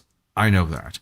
I wish he would just tell me he wants me, just me, and always me. It's like we dance around things because he still wants to have this thing happening despite the rest of my life, and I just don't want to talk about that, to the point that I'm lying, and I hate lying to him. But meanwhile, every tender moment I have with him is so precious I can't believe it. I couldn't imagine we'd actually be snuggling on the couch, and there we were. I haven't slept since reading that last full entry. I haven't confronted her yet either. It's been almost 48 hours now without sleep, and I'm just an emotional wreck. I just don't know how to handle the situation. I guess I've gotten so good at wearing this zombie mask ever since incident number 2 happened that I've been able to limp through the last couple of days, but it's getting really, really hard to be around her. I hopped online and read some guides on how to deal with infidelity, and most of the guides mention therapy, so I'm going to go look into that tomorrow. Just filing for divorce isn't so simple. My wife has a serious seizure disorder that is uncontrolled. She can't tell when they're happening, so that puts herself and possibly others, small kids especially, our daughter to be exact, in danger. I mention this as it pertains to custody. Imagine she's making dinner for her and my daughter one evening and has a seizure near the stovetop and the house catches on fire. Well, the only adult in the house is lying on the floor, unconscious. Or what if my daughter has a medical emergency, but then my wife has a seizure due to the stress of the situation? These are very real possibilities, ones that I fear could happen if she got custody in any way. Some of those examples aren't too far off from other real life incidents we've had over the years due to her seizure disorder. She obviously can't drive. Would this factor into a custody dispute? I mean, our daughter is starting kindergarten in a month. How could my wife transport her? I don't know what I'm looking for with this whole rambling post. Maybe just reassurance that her gaslighting isn't working, that what I've described isn't the workings of an overly paranoid mind. I feel like one minute I'm ready to file for divorce, and the next I want to try to salvage this for the sake of our daughter, or just to avoid the awful mess that will be made of all three of our lives if we end up separated. Here's some other logistical details that seem important for anyone who's managed to read this far. We own the house together, have a mortgage. I make about deleted per year. She makes about deleted per year. All right. Well, thanks. We have significant investments that we have joint control over that were given to us by her dad. They total somewhat in the range of deleted in stocks and bonds. I'm on wonderful terms with her parents and her family in general. I've always been that son-in-law that was there for everyone to lend help, no matter how small or large. All of her immediate family is right here where we live. I have zero family support from my side where we live. My nearest friend is 1.5 hours away. Thanks for any help in advance. All right, there's an edit update. Well, holy moly. There's a lot to unpack here. I think that his trust was dinged in college with the text. And when that happens, like when you no longer truly trust the person that you're with, it's always in the back of your mind. Will they or won't they? When will they do this? And it unintentionally turns you into someone that you are not. And so this man has been literally changed unknowingly, both of them. And so it's made him like hold on tighter, which in turn makes the serial cheater more of a cheater. I mean, that's what she is. Like the texts in college weren't a random thing. Right. That was cheating. And I think she's done it many times since then. Maybe she likes the high she gets from it. Maybe whatever the fucking reason is, it doesn't matter. But you have this person who doesn't trust her, but loves her and wants the relationship to work. And you have a serial cheater who's taking advantage of that. So I actually, after reading to the point that we're at, I think where we're at right now is I don't think he loves her. I think he loves his daughter so much that even the pain of the mess that they would go through, he's only thinking about what it would do to their daughter. And even when he talked about her, he talked about her in the context of her ability to care for their daughter. Sure, and yeah. how that would affect her, not necessarily about her individually. So I think maybe over the past both year. Done. They're Yeah. just clinging on to this for the child. And typically I would say, look, we've lived this. I can tell you from experience that kids can be happier with two parents in separate happy homes than one. I was like, we've lived this. Than one unhappy home. Yes. Like I can tell you, like hanging on to something for the kids is not the thing that you want to teach them. It is not the environment that you want to give them. It seems right, but it will always feel wrong, and you're not going to be the only one who feels that. Your kid will feel that too. So keep that in mind. But in this case, it is more complicated. Ellen B says if she can travel alone, she can parent alone. I wondered about that too. If she can travel on a plane or whatever. Well, I don't know if they drove. He was building a case. She didn't drive. then. Yeah, it was kind of seeking help on building a case. I think over the past year since the text messages, OP has gone through the like frustration, resentment, and maybe he is that indifference. Maybe he's done, and this was the last validation that he needed to walk the fuck away. Hopefully. So. Hopefully, and if they're talk to your lawyer, right, and bring the medical questions to your lawyer because your lawyer is going to have more information on that. But if right now she's allowed to be with your child alone, she's going to be allowed to be with your child alone afterward. And as a parent, you're always going to worry about their kid when they're not with you, regardless. So do the best you can, and you can't control what you can't control, There you go. unfortunately. And Racker said there are seizure alert service animals that she could get. There you go. Truth. Maybe coming to some kind of agreement with her directly, not legally, but, I would hope that you could. Well, here's the other side of that. Does mom give a shit about their daughter? Because at this point, she regrets her entire life. I don't know that she cares to be a mom. So maybe that's a cow's opinion. You know what I mean? Right. I don't know. It's moo. I don't know. I mean, why hasn't the mom started divorce?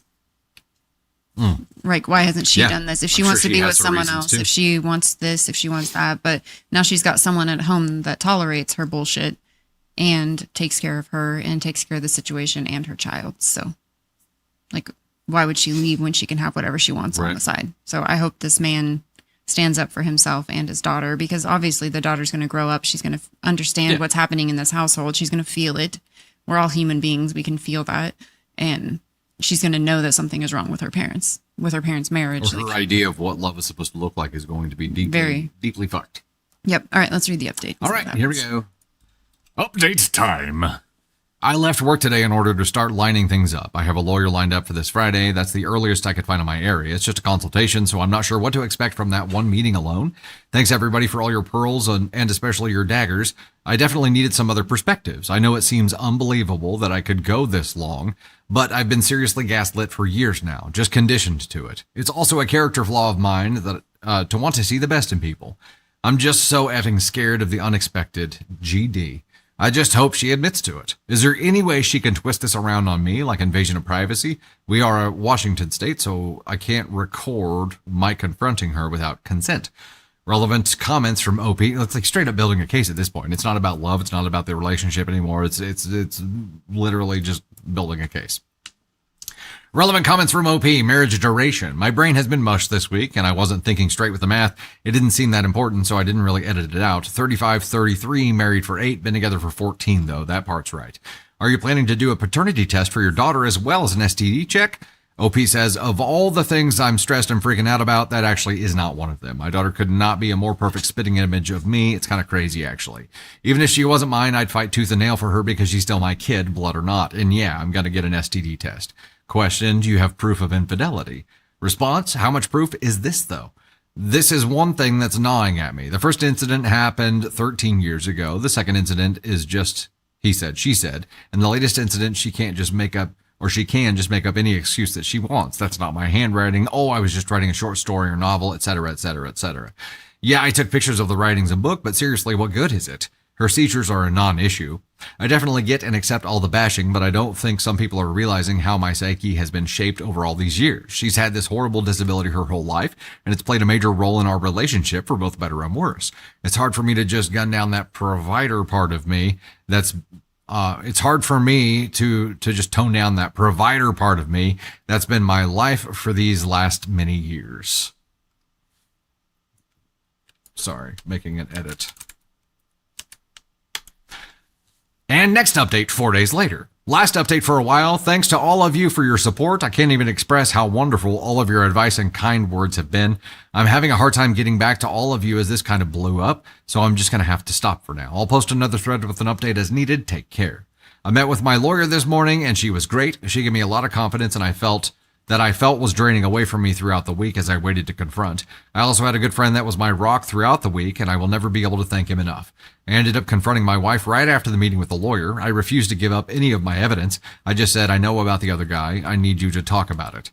I just kept repeating that line while she went through crocodile tears and confusion about what I was talking about. It was so effing hard not to give up any of that information, but I knew I had all the power in that situation. In the end, she never confessed. I basically moved the conversation from there by saying, well, it doesn't matter if you admit to what I already know or not, because the sexting that you did last year was enough to destroy any trust I had in you, and I can no longer live like this.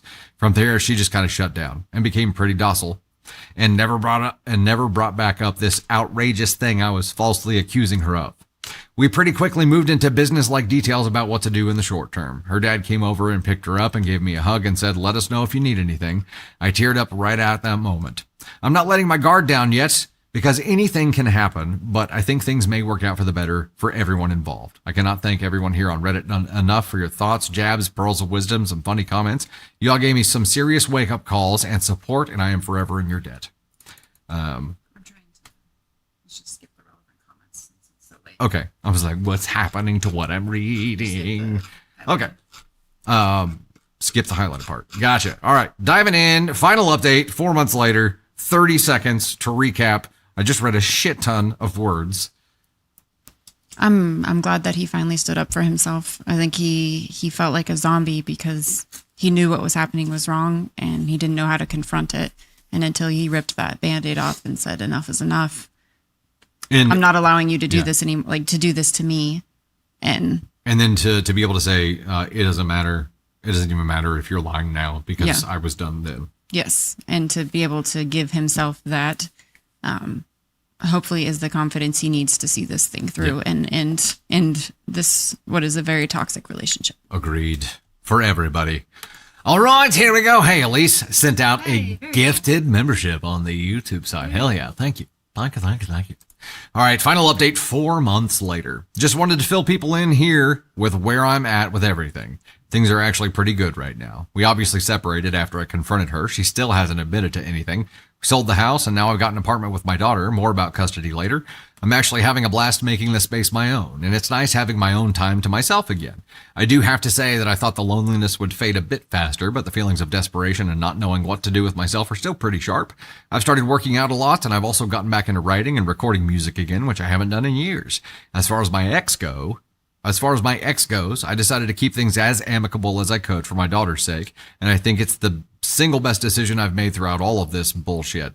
By allowing myself to feel all of the emotions I needed to feel before confronting her, I was able to keep rational and calm throughout all of this, and it's really made all of the difference. I can't imagine how awful things would have been on an emotional, legal, and custodial level had I just blown everything up when I confronted her.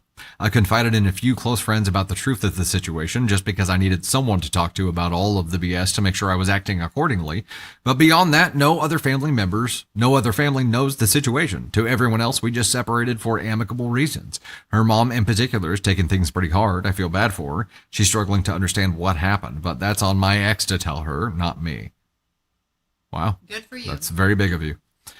For custody, while we wait for the divorce to finalize, is that I get my daughter Monday through Friday since I'm the only one that can drive her to school. My ex gets her Saturday through Sunday from 9 a.m. to 5 p.m. My ex's seizures are predominantly in the evening, and it's just not safe for our daughter to be there with her on her own, at least not until she's older. We're going to work that out and get those details in writing at some point here. This sounds like an agreement that they made together, which bravo to both of you for coming to an agreement that is safe. Anyway, I'm feeling about 60% good and about 40% freaked the F out now that I'm on my own. At 36, I have no idea how to approach the dating scene, and my confidence is a bit shot to hell right now. I mean, FFS, I haven't given serious consideration to another woman in over 14 years, so probably just gonna wait for 3 or 4 months while I get to know myself again, get in better shape, and then see how I feel after that. Not gonna try to put too much pressure on myself to find someone again. To anyone else who has questions, I'll try to answer them. Thanks again for all of your support. I can honestly say that this wouldn't have turned out as well as it did without all of your help. Take care. Do we want to read these? Okay. A couple of questions and answers to wrap this up. Did you get a paternity test for your daughter?